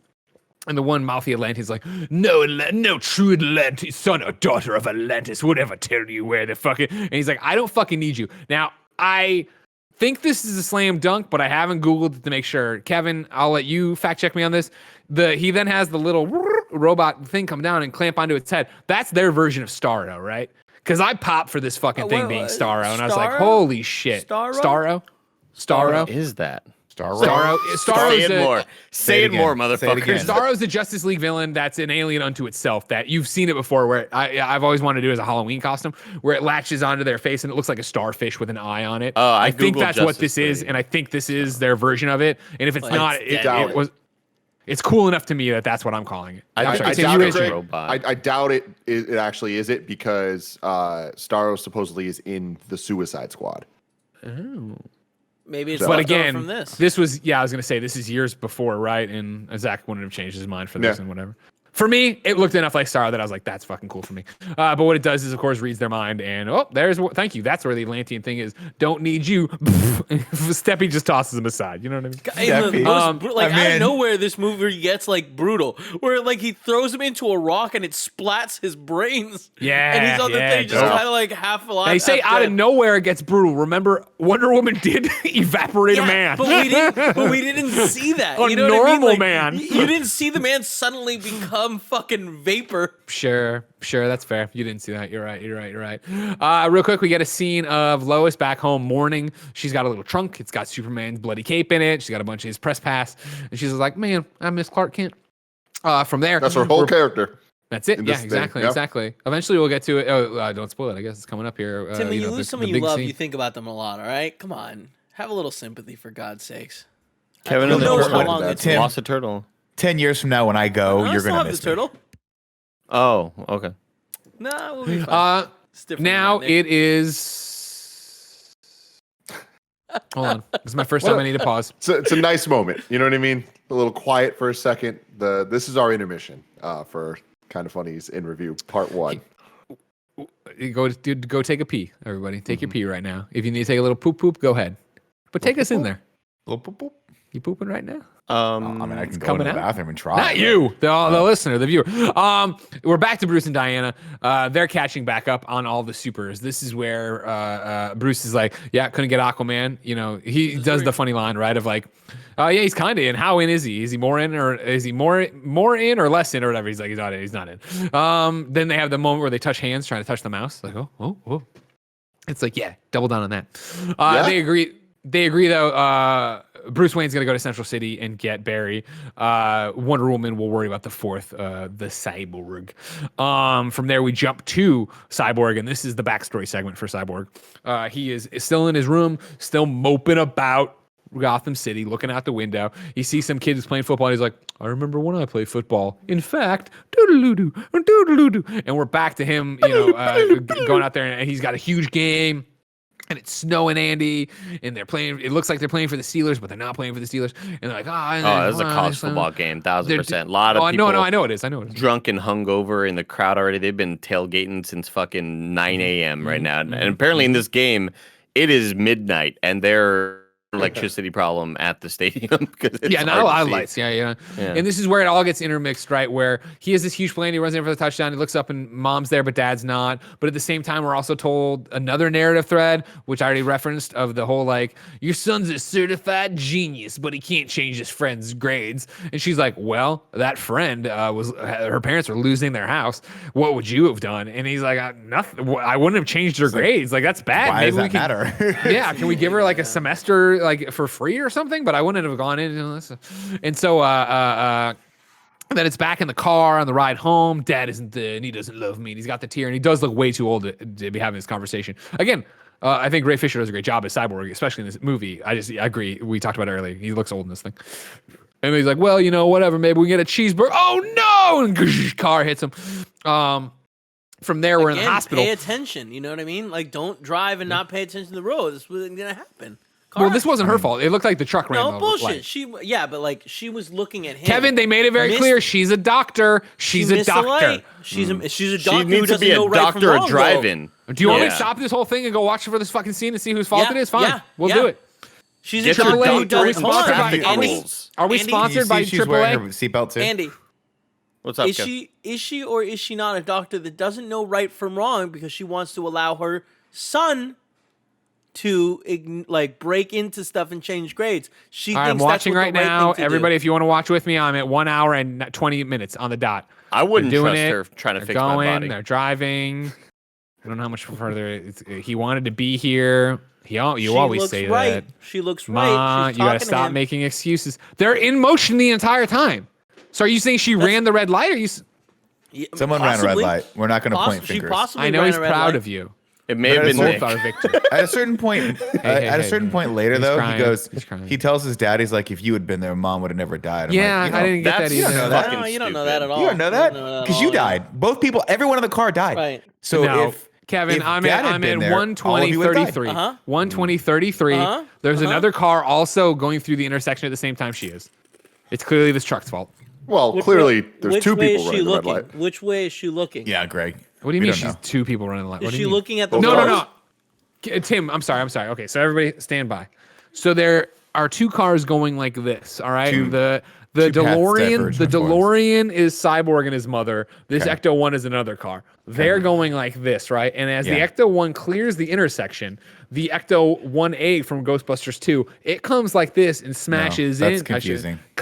There it is. I'm sorry. I only have so many Matchbox cars here, all right? I can't track how many, which Ecto 1 is Wonder Woman. Which way is she looking? She's looking straight ahead because she's leaving it. She's going through an intersection. Goddamn liar. You're a fucking liar. What do you mean I'm a liar? I'm looking. I already told you the exact time code. 120, 24. 120, 25. She touches his chin. I've moved on.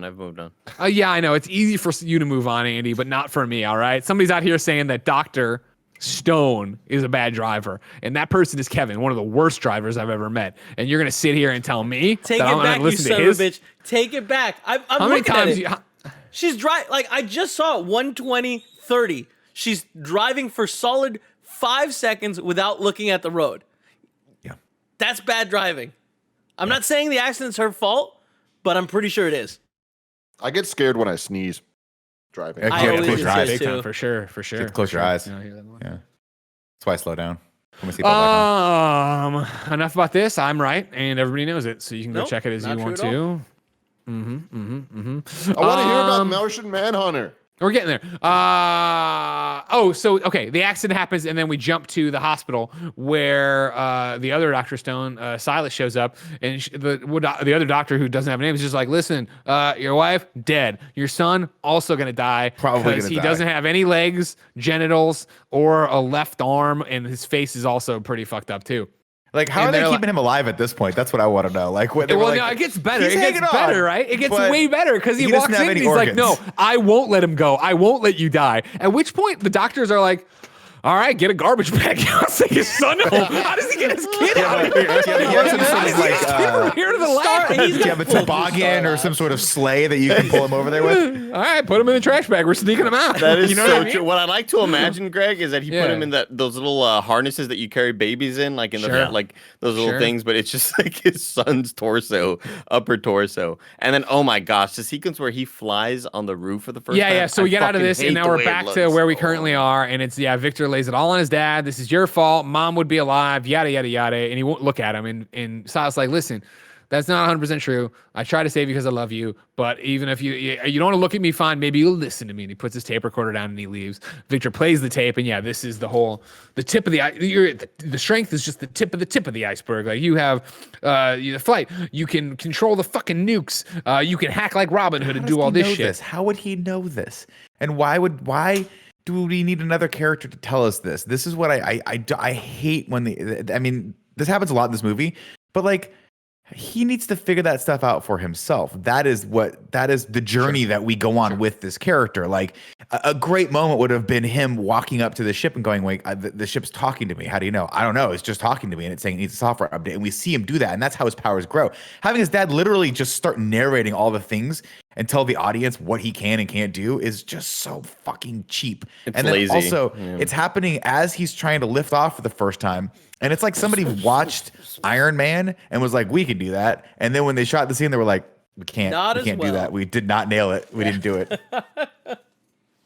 But as we said, he gets all his powers and learns what he can do, and he hacks into the ATM. And rather than just hacking into the ATM, they make it look like he's in the ATM, and he sees a visualization of everybody's money, and he sees his waitress who's trying to make ends meet, but she's getting stiffed on tips, and he's like, you know what? I'll take all the money from over here, and you're the Gotham City Bank's number 1,000 customer.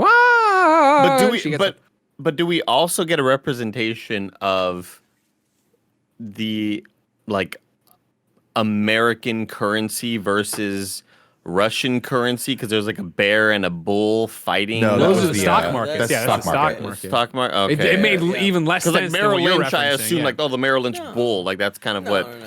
That I know that imagery. It's a You know what bull I mean? market. Bear and Bull. Yeah. Yeah. Those are the Basically, terms. what happens Okay, though is got it, Cyborg got it, is got it. established as the strongest character on the Justice League in the world right now. He can do all this crazy shit, and then a parademon shows up outside his window, and he's like, oh, he presses, oh! He's wearing his fucking gym clothes, looking like Nick in this sweatshirt. Oh my god! I'm so Like, cold. It's all His bear, right? hand turned into a gun. Yeah, and he didn't know how to do it. He's surprised by that. He's surprised by that. That's a defense remember, 'cause mechanism he as well. can't control it. But also, We're not how there the yet. We're not fuck? there How yet. the fuck did old lady and the little kid not see him standing watching? Yeah, that's the them? other thing too. They're making it seem like he's like in the net, but no, he's like standing there looking at them at the ATM, and then it turns around and creeps out a bunch of people. Yeah. Parademon gets scared off by some homeless people and the police. Okay, Wait, sure. real Why not? quick, I guess. Do we think that from now on that woman is hitting up every single ATM to do a transaction to be the 100? No, I think honestly what happens is she lives for a good 2 days very happy until the police knock on her door and go, hey, We've you have noticed you have a huge influx of $100,000 money, yeah. that got stolen from someone else's account and put into your account. You need to put that back. You think the world cares way more about things than they do. No one's noticing that. That went under the radar. Some super billionaire probably lost 100,000. Won't know. Maybe someone loses their job for this. Very I like to unlikely. think of it in the terms of the classic movie Hackers, where it's actually not stolen from one account, Kevin. It's just a half a cent from like millions of accounts. Sure. That Like Office goes to Space. get put in her. Yeah, you wouldn't notice it. From there we go back to Barry, Oh, that was who Office Space, goes not to Hackers. see his dad, and they were referencing Superman 4, right? Weren't they? Yeah, the Richard Pryor scheme from Superman 4. We go back to Barry, who's seeing his dad in prison, and his dad's like, "Listen, just fucking let it go, all right? Yeah, Superman it's 3. time." Thank you very much. Let it go. We got to fucking bounce. This isn't about it. Like, you know what I mean? Like this, you just go live your life. I'm holding you back. I'm a drag on you. And Barry's like, no, man, I'm going to fucking prove you're innocent, dad. And he's got a million fucking jobs he keeps taking on because he's got to make ends meet. It's funny. He's like, hey, you can be anything you want. Like, you're so smart, but you can't be a lawyer. Like, that's not gonna work out for you. But no, that's a real role that he could take in the world, right? Yeah, yeah. Like, he's like, what are you up to? He's like, well, I'm trying to save enough money to go to law school. And his dad's like, you're wasting your life, kid. It's like, that's a real No, goal. I want to be a fucking lawyer. I'm super passionate about getting you out of jail. It's gonna lead me to this amazing career in law. Like, also, I study real fast. Yeah. Done. Took the bar. Barry bounces. Barry goes back to his weird warehouse squatters den or whatever. Cool. It's cool, but it's just like, oh, okay, cool. And he goes in there and he's got all the electronics and he turns on the light. And it's this is pretty much exactly what we saw from the Whedon cut. I like this. Yeah, me too. Bruce Wayne being in the chair. Bruce Wayne, Barry Allen. He's like, you say that like I'm supposed to, not be creeped out that you're sitting in my chair. Or I'm Bruce Wayne. You're supposed to say like you're not sitting in the dark in my chair. They have a little thing where he calls him out, or Bruce Wayne calls him out on being the Flash. Obviously, he's very much like, I don't know what you're fucking talking about. He's like, oh, this is the nice suit. You got these same panels as the space shuttles. So you when you go through, you don't get the heat or whatever. And he's like, I don't know what you're talking about. I just like competitive ice dancing, very competitive ice dancing. Yeah. Eventually, though, throws the batarang. Barry slow motions, sees it, looks at him, sees. It's the same thing Tim hated from the last one. Sees it, looks at him, looks at him, looks at it, looks at it, looks at it. But, and finally grabs it out of the air and puts it all together and calls him out on being Batman or whatever. Cool scene. I know, Tim. Are you in the same place you were from the last one, Tim? Of just why does it take so long? Yeah, and also I enjoyed the Flash's character in the last movie, and I really think he's out of place in this one. I do want to say that I like.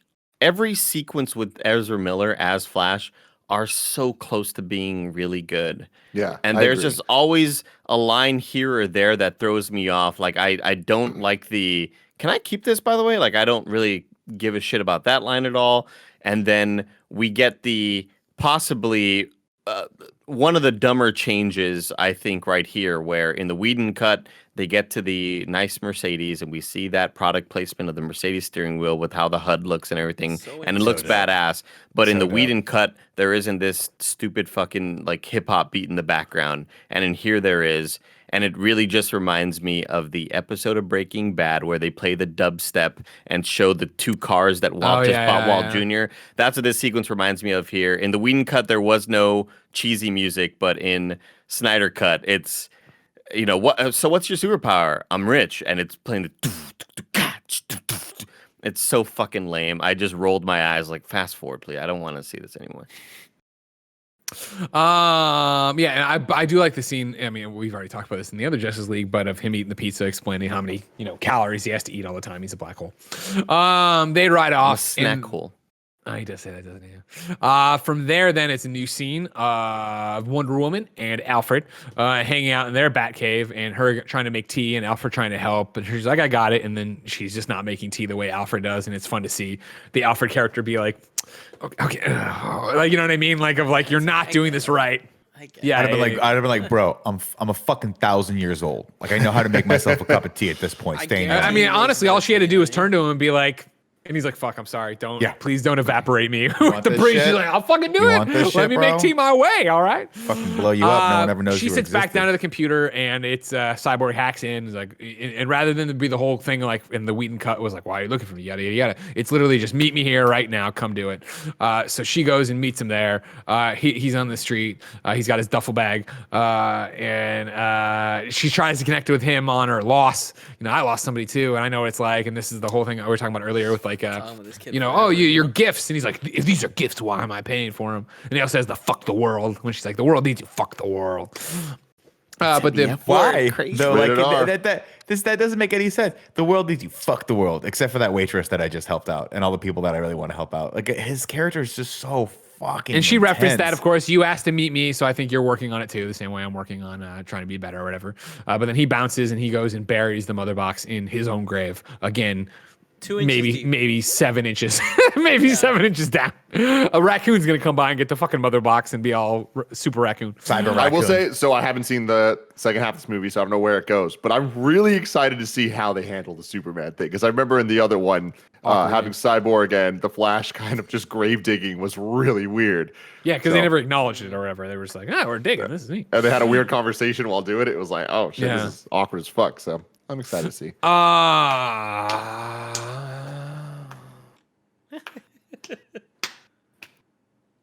I think I'll get there. I'm close. No, I'm close. I don't think I'm missing anything. It's now the weird scene.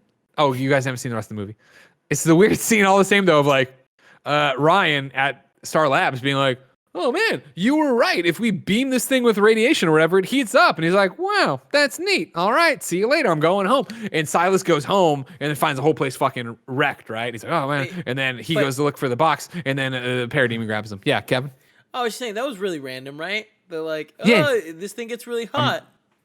Yeah, I'm It's sure. literally, I'm sure I it's mean, gonna you want come to talk. back. I was gonna say, you want to talk second about act, like yeah. the as The you second know, part. so many, all of us have talked about, and Nick especially, like the subtlety of Zack Snyder and what he can do.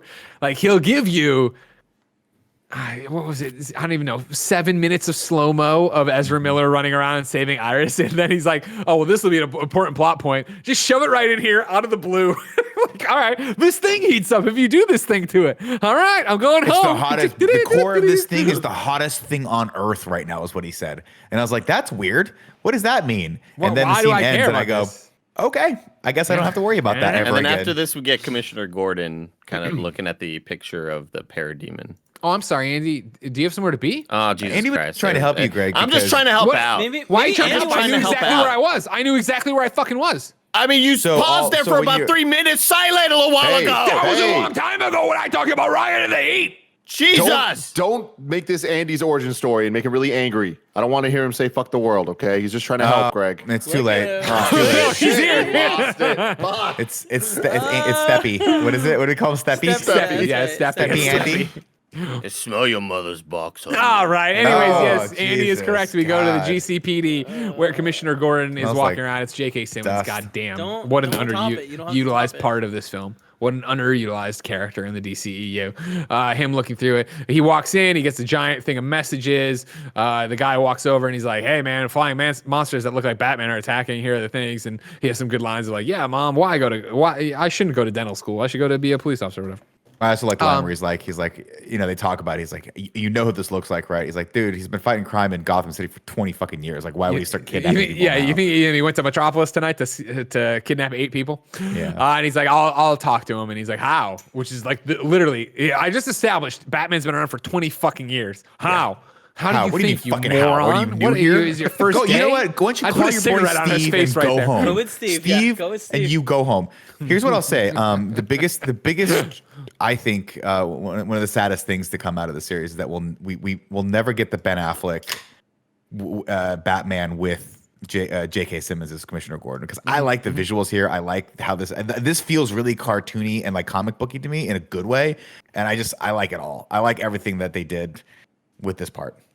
It's that thing of you know, who knows what's going to happen with the Flash movie, but it would be cool to see, like, you know, Michael Keaton's Batman interact with this Commissioner Gordon going forward, or whatever it's going to be, however that's going to play out. Who knows?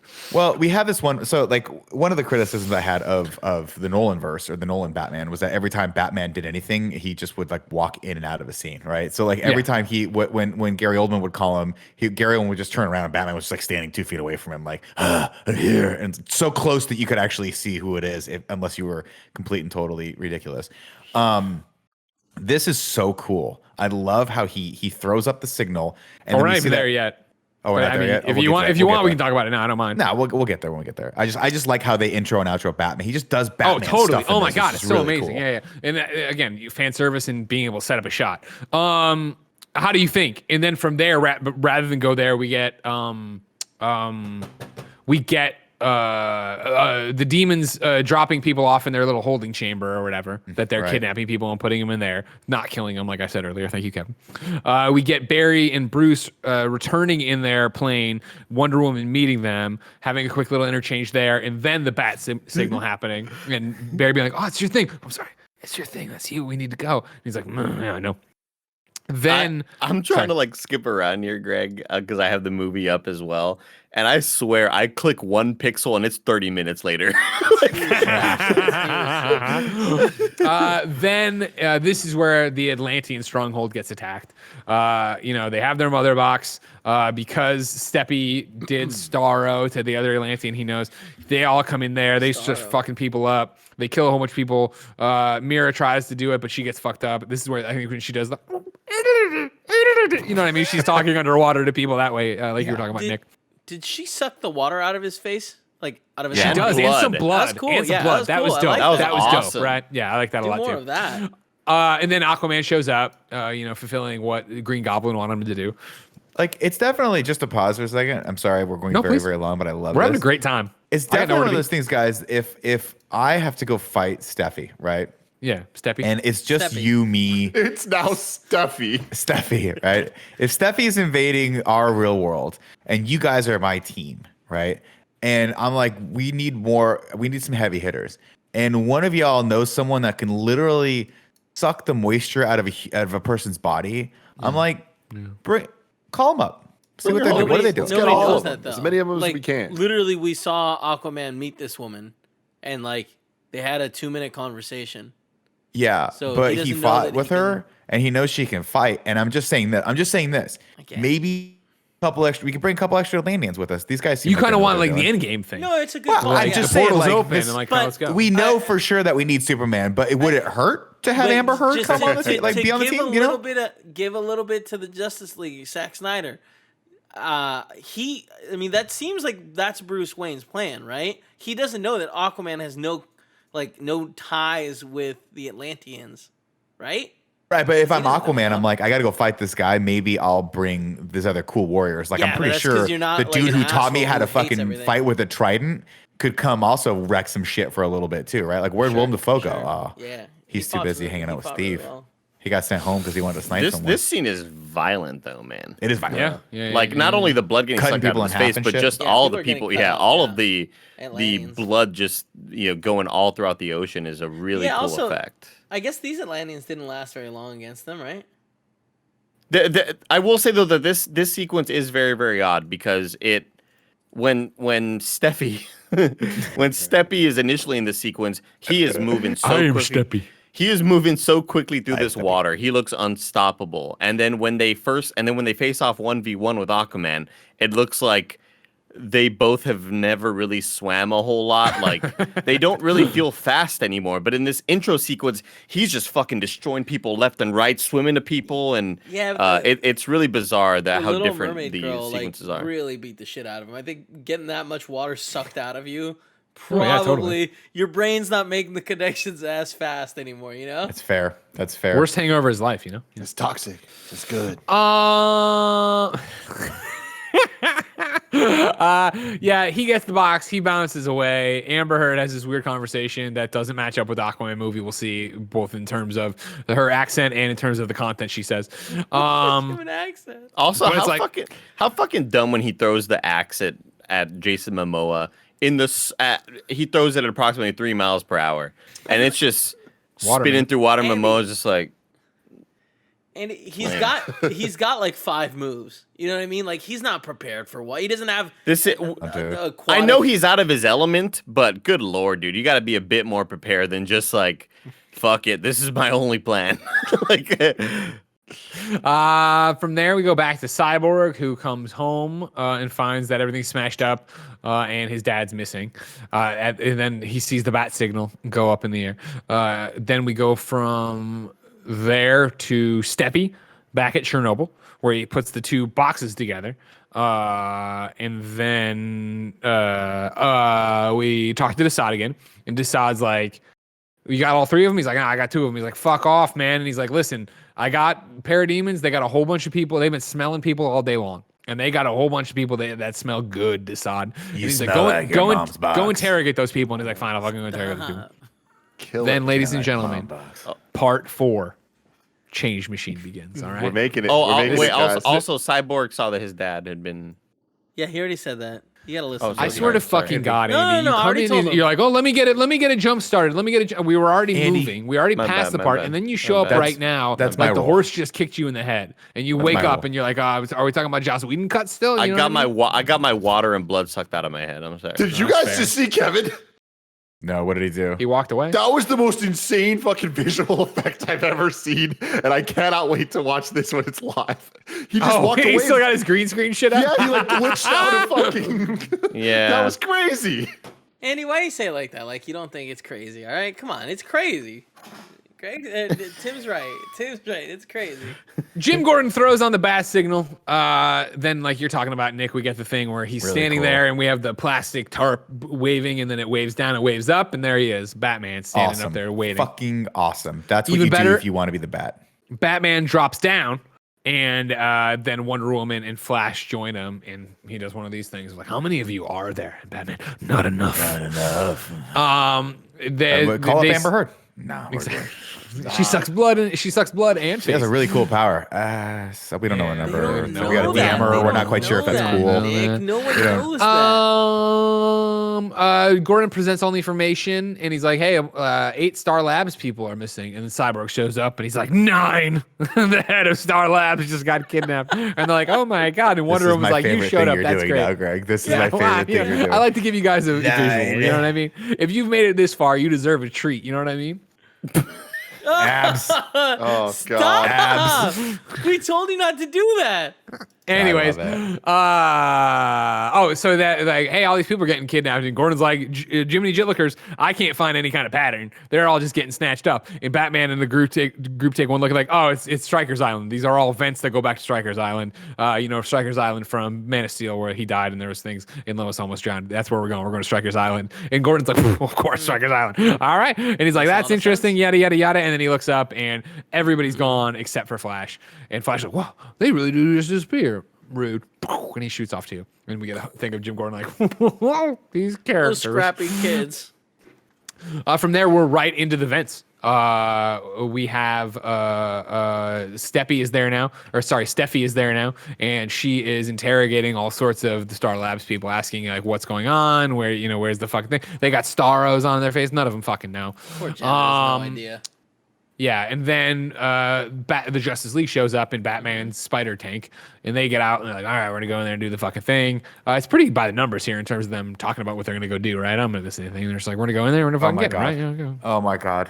And then they walk up 3 flights of stairs.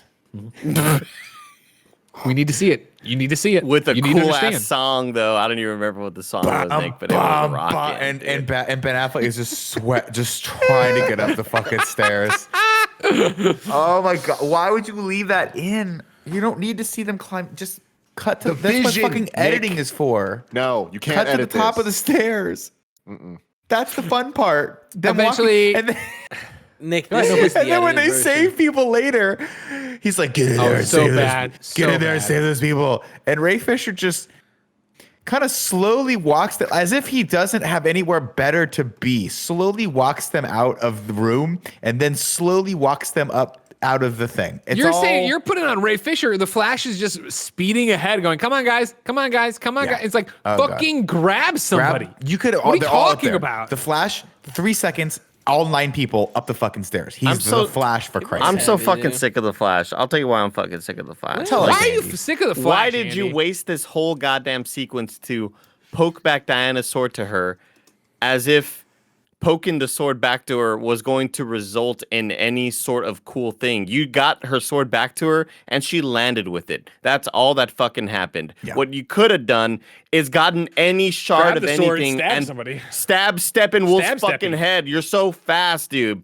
Steppenwolf does not have the powers of super speed. It's not like the Superman sequence we're going to see later. This, like, Steppenwolf you? is... So good. So Oh, will good. we? Oh, fuck. You I know don't what? know. not I'll be going honest to? with I you. hope so. That was my the only favorite good thing about the scene. last one. I'll be honest Remember? with you. I think I started this off by saying I think this scene was equal to the other one. I think I'm wrong. I think the theatrical cut had the action in that was better because there's a moment, remember, when he stumbles and Batman saves him from like falling to his death, basically, right? Isn't that the This whole one point? he Like he just pushes her trips. sword back. She keeps fighting people. He stumbles, and then Batman grappling hooks him and like swings him back up onto the thing. And it's like them gelling as a team together. Also, I think there's there was equal that moment. stupid parts in both one. Oh, one, you're but I like the right. Snyder one more. You're right, because what I didn't like about the Whedon thing was like, why does Batman have super speed now? How can he see, Flash running can he at the save speed him? of light? He That just saw him. made zero He sense. saw him stop running and like falling, and he caught him. But then in the original one, if I'm not wrong, I haven't seen it in a while. But we do have that moment where Flash is running in and grabbing people and pulling them out, which makes a lot Yes. more sense. Well, that So, was I think- the build up where he's like, just save one and everything Just else save will one, make and then sense. you'll Which figure it out. Yeah, I missed from this. I missed that one. part. I did. Too. Yeah, but like that, I think that's the only moment so far where I'm like, that sucks. I like that little development there of him being new and not like knowing what he's doing. I can't wait for them to do the penultimate, like the ultimate cut, where it's not the Snyder cut, it's not the Whedon cut, it's just like a 2.5 hour version of all the good parts of them, and then it'll still make no sense. So all that happens. Batman's in the spider tank, and he's like, "My turn." He starts shooting shit and shooting people. We skip past it. I really I liked the Steppenwolf Wonder Woman fight when they got into it in the very beginning, and they were going at it. She slams him through the wall, and they brawl a bit, and then they both land on the catwalk, and like the parademons come in, and he's like, "No, this one's mine." And he also calls out the fact of like, "Oh, an Amazon, but stronger than your sisters." Like he can sense. He says he has a great sense of smell. Yeah, he says one of my favorite lines is, "You have the blood of the old gods," and it's like, oh, that's so cool. How scared you got to be if you're Batman though, and you're like, I'm gonna kick Just so a much dude. ass. I'm gonna kick so much ass in this Nightcrawler thing, Spider Bot, and then Steppenwolf jumps on you and hits it with an axe and like impales it. I was like, oh my god! Like I was not. made a I terrible thought mistake. someone else would have like intervened, but no, you're on this machine right now. It's terrifying. Yeah, Flash helps Wonder Woman get her sword. He gets hurt, so he can't run fast. Not that he was doing that much with it to begin with. There's the showdown with the tank in the water tunnel. He shoots the thing. Steppenwolf grabs it, throws it into the wall. That has water rush in. They're like, where are we? Gotham Harbor. Steppenwolf bounces. Aquaman comes in, stops the water to keep them all I from like being that drawn you see together. him coming through the water that's coming through. You see the dark little mask pass through. Yeah. It's like, oh, Yeah, he just slid in. He just slid in. From here, we get a little private convo between Steffi and the mother boxes, in which the mother box, now that there's two of them together, they're like, wait a second, we remember something. And Steffi's like, what you remember? And like, Hey, the anti-life equation is here on the planet. He's like, what? And he gets the visual, and he gets to do the same dirt thing that both, I guess, Zod kind of does and Darkseid does. And he's like, oh, what? And he comes out of it, and he's like, holy fucking shit. I was wondering like- how much of that was just Snyder being like, we could reuse the shot and just replace the CG of the hand. Like we could like just tie the same animation to it, because it's like it definitely wasn't the same shot, but I thought it was like a cool little Andy, I'll neat give nod you to a earlier. crisp $10 bill, and don't do any tricks here. No cheat, Don't do no any of your tricks. tricks. If you can see the most egregious reuse of footage in the next half of the Snyder cut, okay? So keep your eyes peeled for next time around. And you tell me the most Damn. 'Cause egregious. I think I already found one that maybe not have been super. It may not have been super egregious, but in the age of the god or the Heroes. what was that? Age of Heroes. Age of Heroes. I'm pretty sure they reused the same shot of Zeus shooting the lightning twice at the ship. Oh no, I don't like- mean that. I mean from a different movie, from one of the DCEU movies. That an you asset remember is and know used. so well, Andy. Can't wait. I think you might, Andy. You know what I mean? You're not like It's Tim. just You don't Shazam. hate these movies and drink. Just 5 minutes of Shazam. They're like, it was a better movie. It was a better movie. We decided to throw it in there. Fuck. Where do we leave? The mother box teaches him about the thing, and so he Now, sorry, to so clarify this part, Greg, because you know more about this stuff. So the mother box says, hey, the anti-life they both woken up. They're like, "Man, there's two of us Greg, can you now." explain this to Nick? But can you make sure you use the word boom tube at some point? Sure. Yeah. I love a good boom tube. Okay, so Darkseid came to Earth to conquer it, just thinking, hey, this is Earth, right? Another planet, another day, another dollar, right? Just out there doing my fucking thing. Slams his axe down like he does all the time just to make a cool statement, which reveals the anti-life equation. And he doesn't see it because it's too big and he's a small little guy. And then he gets repelled from the Earth. And then years later, the mother boxes are like, hey, bet you didn't know something fun. That Omega sign that he does all the time that actually revealed the anti-life. No, how is that what it is? Like did he just not know? I would need a rewatch of this because I've only done 1.5 so far.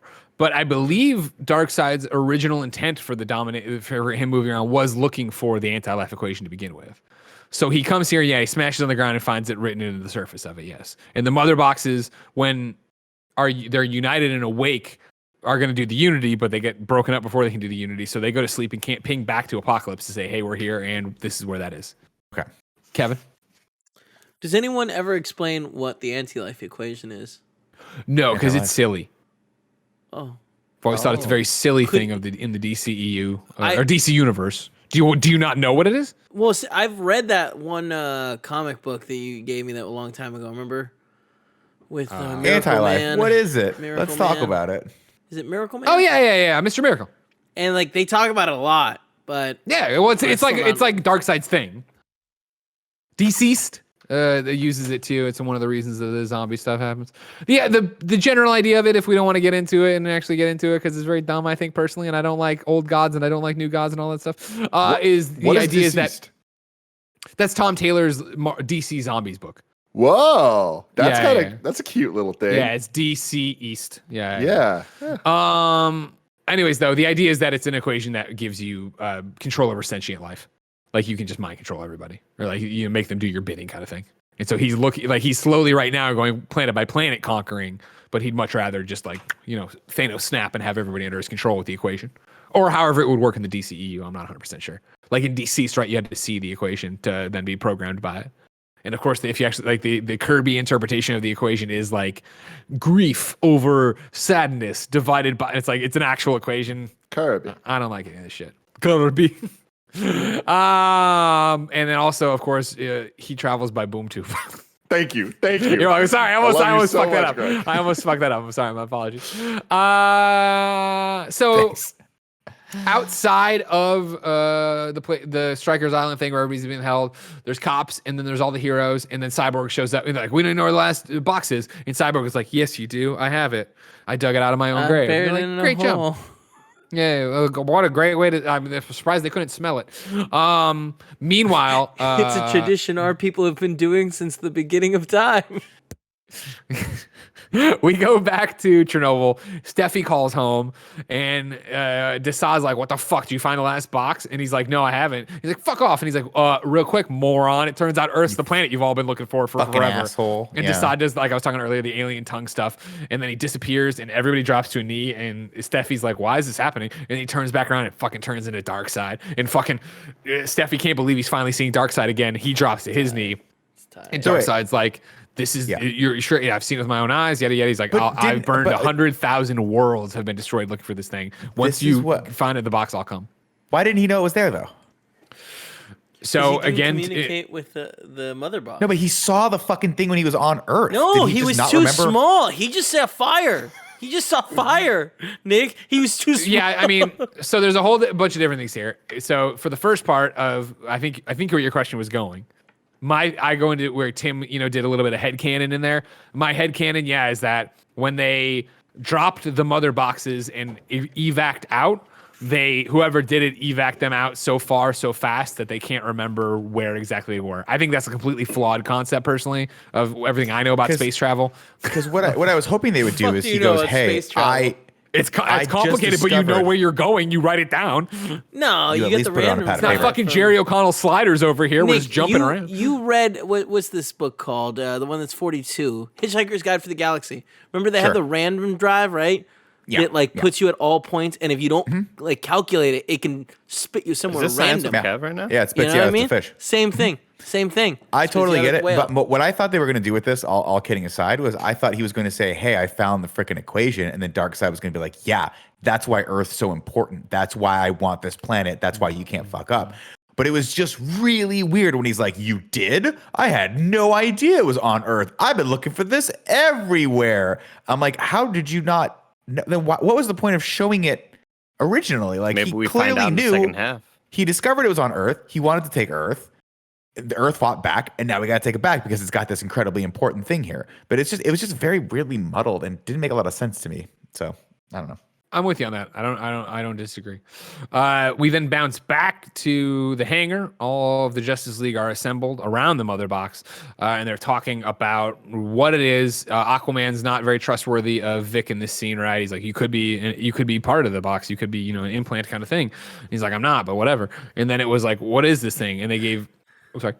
I was gonna say, it seemed really like out of character for Aquaman to be the one to be like, hey. Maybe you're part of this alien thing. Prove it's you're like, not a bad guy. You're the cool guy. Like, chill out, cool guy. This felt really off to me. I agree, Kevin. I agree. And okay, so they go through that, and then like Victor's like, "Look, I'll prove it. It's not me. I'll tell you the history of the box, right?" And it turns out that they found it in World War II, as always. The fucking Nazis, who are always our problem, they were looking around for the super. You watched Captain America, you know what's up.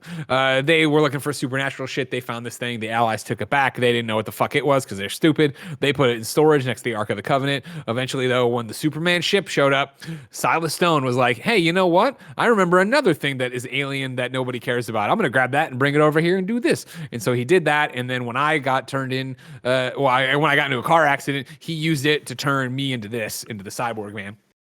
It's a change machine. They drive that home. It's a change machine. It can change, atoms and molecules into other things, and yada yada yada. Oh my gosh! Just they have to drive it into our brain that the house that turned to smoke, they could turn the smoke back into the house, and I thought they were going to go.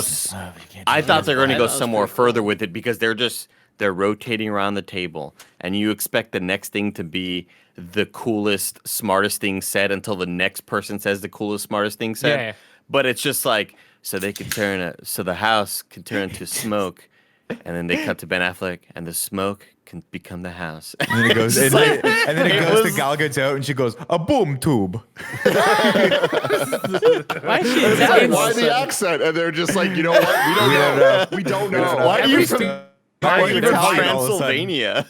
It's a me, a boom, a tube. Instead from this conversation, we bounce over to Lois Lane's apartment where Martha Kent is in town. Yes, Nick. Sorry, by the way, this is one of those instances where you can definitely see that the shot wasn't framed for 4:3 because there's a lot of headroom in this, and I think this would have been one of those shots that I'm pretty sure, I could be wrong, that they were going to crop in for that 240.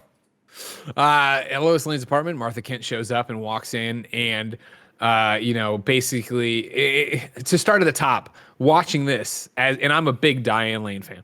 You know what I mean? Like, Unfaithful, you fucking kidding me? And then her Martha Kent interpretation's been great, too. Bring me closer to God. Wasn't that in that movie? I don't think so, but it's a great song. Cool. I'll sing it with you.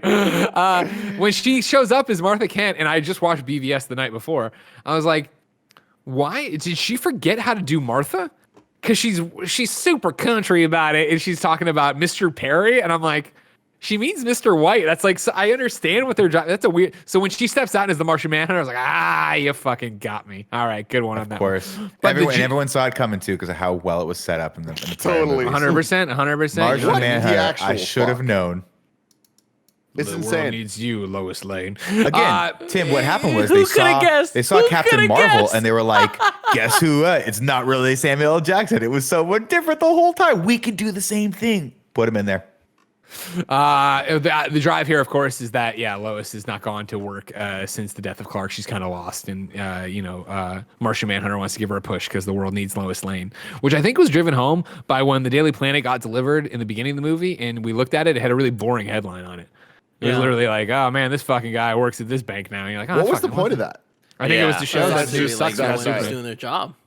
I think it's just super boring news without Superman. You know what I mean? Right, but you know what it also shows Really, is like, that you think that was the world. the purpose of that? I do think that it was like, man, this is a boring newspaper page, which is not, when you see a Daily Planet, it usually is something exciting. You're like, I thought it was going to be some Easter egg or something. sorry, I wish I could help you there.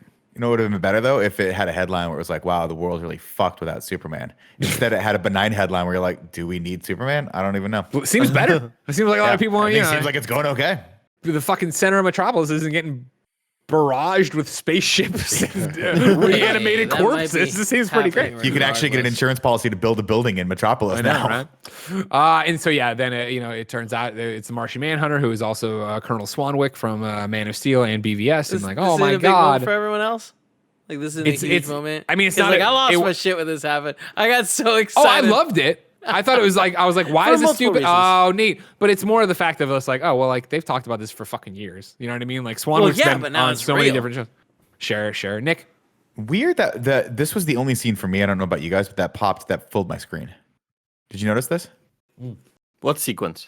The sequence where he becomes Martian Manhunter went. I didn't I'm on notice. one of those ultra wide monitors. It went all ultra wide for that second, and then went back to Really? 4:3.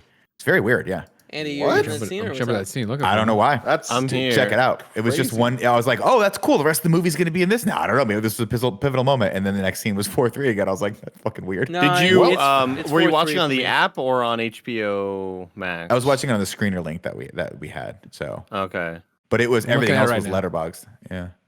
for me right now, she's transitioning. This is still and 4-3 It's for still Yeah, 4-3. 4-3. Oh, that's weird. Man, he looks so fucking bad too. His face, like He looks like Oh, that sure. disease.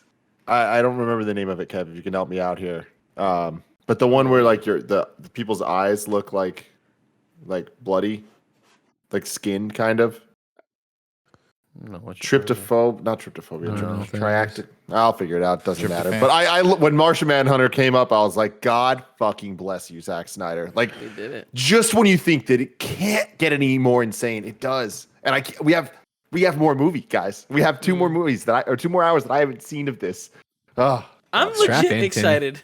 I'm legit excited. Before we Hawkman. get to our excitement, we go from this scene back to the heroes who they figure out. They have the great line that we already talked about, right? And Flash is like, do I have to say it? Is nobody else going to say it? What are you going to? And then Cyborg makes that a the great Superman. line? I liked it. Liked it. I liked it because it is this I think weird he- like thing of like, are we going to reanimate Superman? I liked that. And then this finally shows, what the internet tore apart for years. When the little piece of Superman's holographic cape showed up in TV spots, people swore it was going to be Supergirl, that it was going to be all these different things. Then when it wasn't in the movie at all, people lost their shit, and that was the Snyder cut. And here we are, just seeing Superman Damn. fly above the box. And ladies Wait. and gentlemen, that's the end. Oh, so Of that part wasn't in the one. Whedon cut. That was not in the Whedon cut. No. Okay, got it. I was about to say, I don't even remember. Batman that says shit. there's no us without him. He gives that rallying speech, right? Of like, what is it? There's 6. There should be 7. There's no us without him. Like, we have to bring him back. This is the way. And that's the the end music starts the way playing. of part 4. I was like, it was pretty high. The Man of Steel theme. It Little was hints of it. awesome. Like it was hype, but also it was perfectly cheesy. I'll say that because I did kind of think like this is kind of lame, but I like it. Like I'm okay with this Absolutely. level of corniness right here. My mistake. It did not go anamorphic. It's just the sides of the screen are really, really dark, and I thought it was just a continuation. Oh, of got it. My bad. No worries, Nick. No worries. No reason. Well, Thanks, Kev. everyone, this has been part 1 of Justice League, the Snyder Cut in review. Our second in review of the Justice League. I love it. I love how We much did it, talked guys, about too. this. We're God damn it. we're 22 minutes longer than the movie itself so far. Of the whole movie. Of it, no, just of the Okay, first part we've okay. recapped. The first. I was like, I don't know how long we've been going at this point, but we will be back. You guys will be able to watch it on Monday when it posts, or if you're a patreon.com/kindoffunny supporter, you can watch it live when we record it tomorrow, Friday. Very exciting stuff. But until then, love you guys. Be nice to people.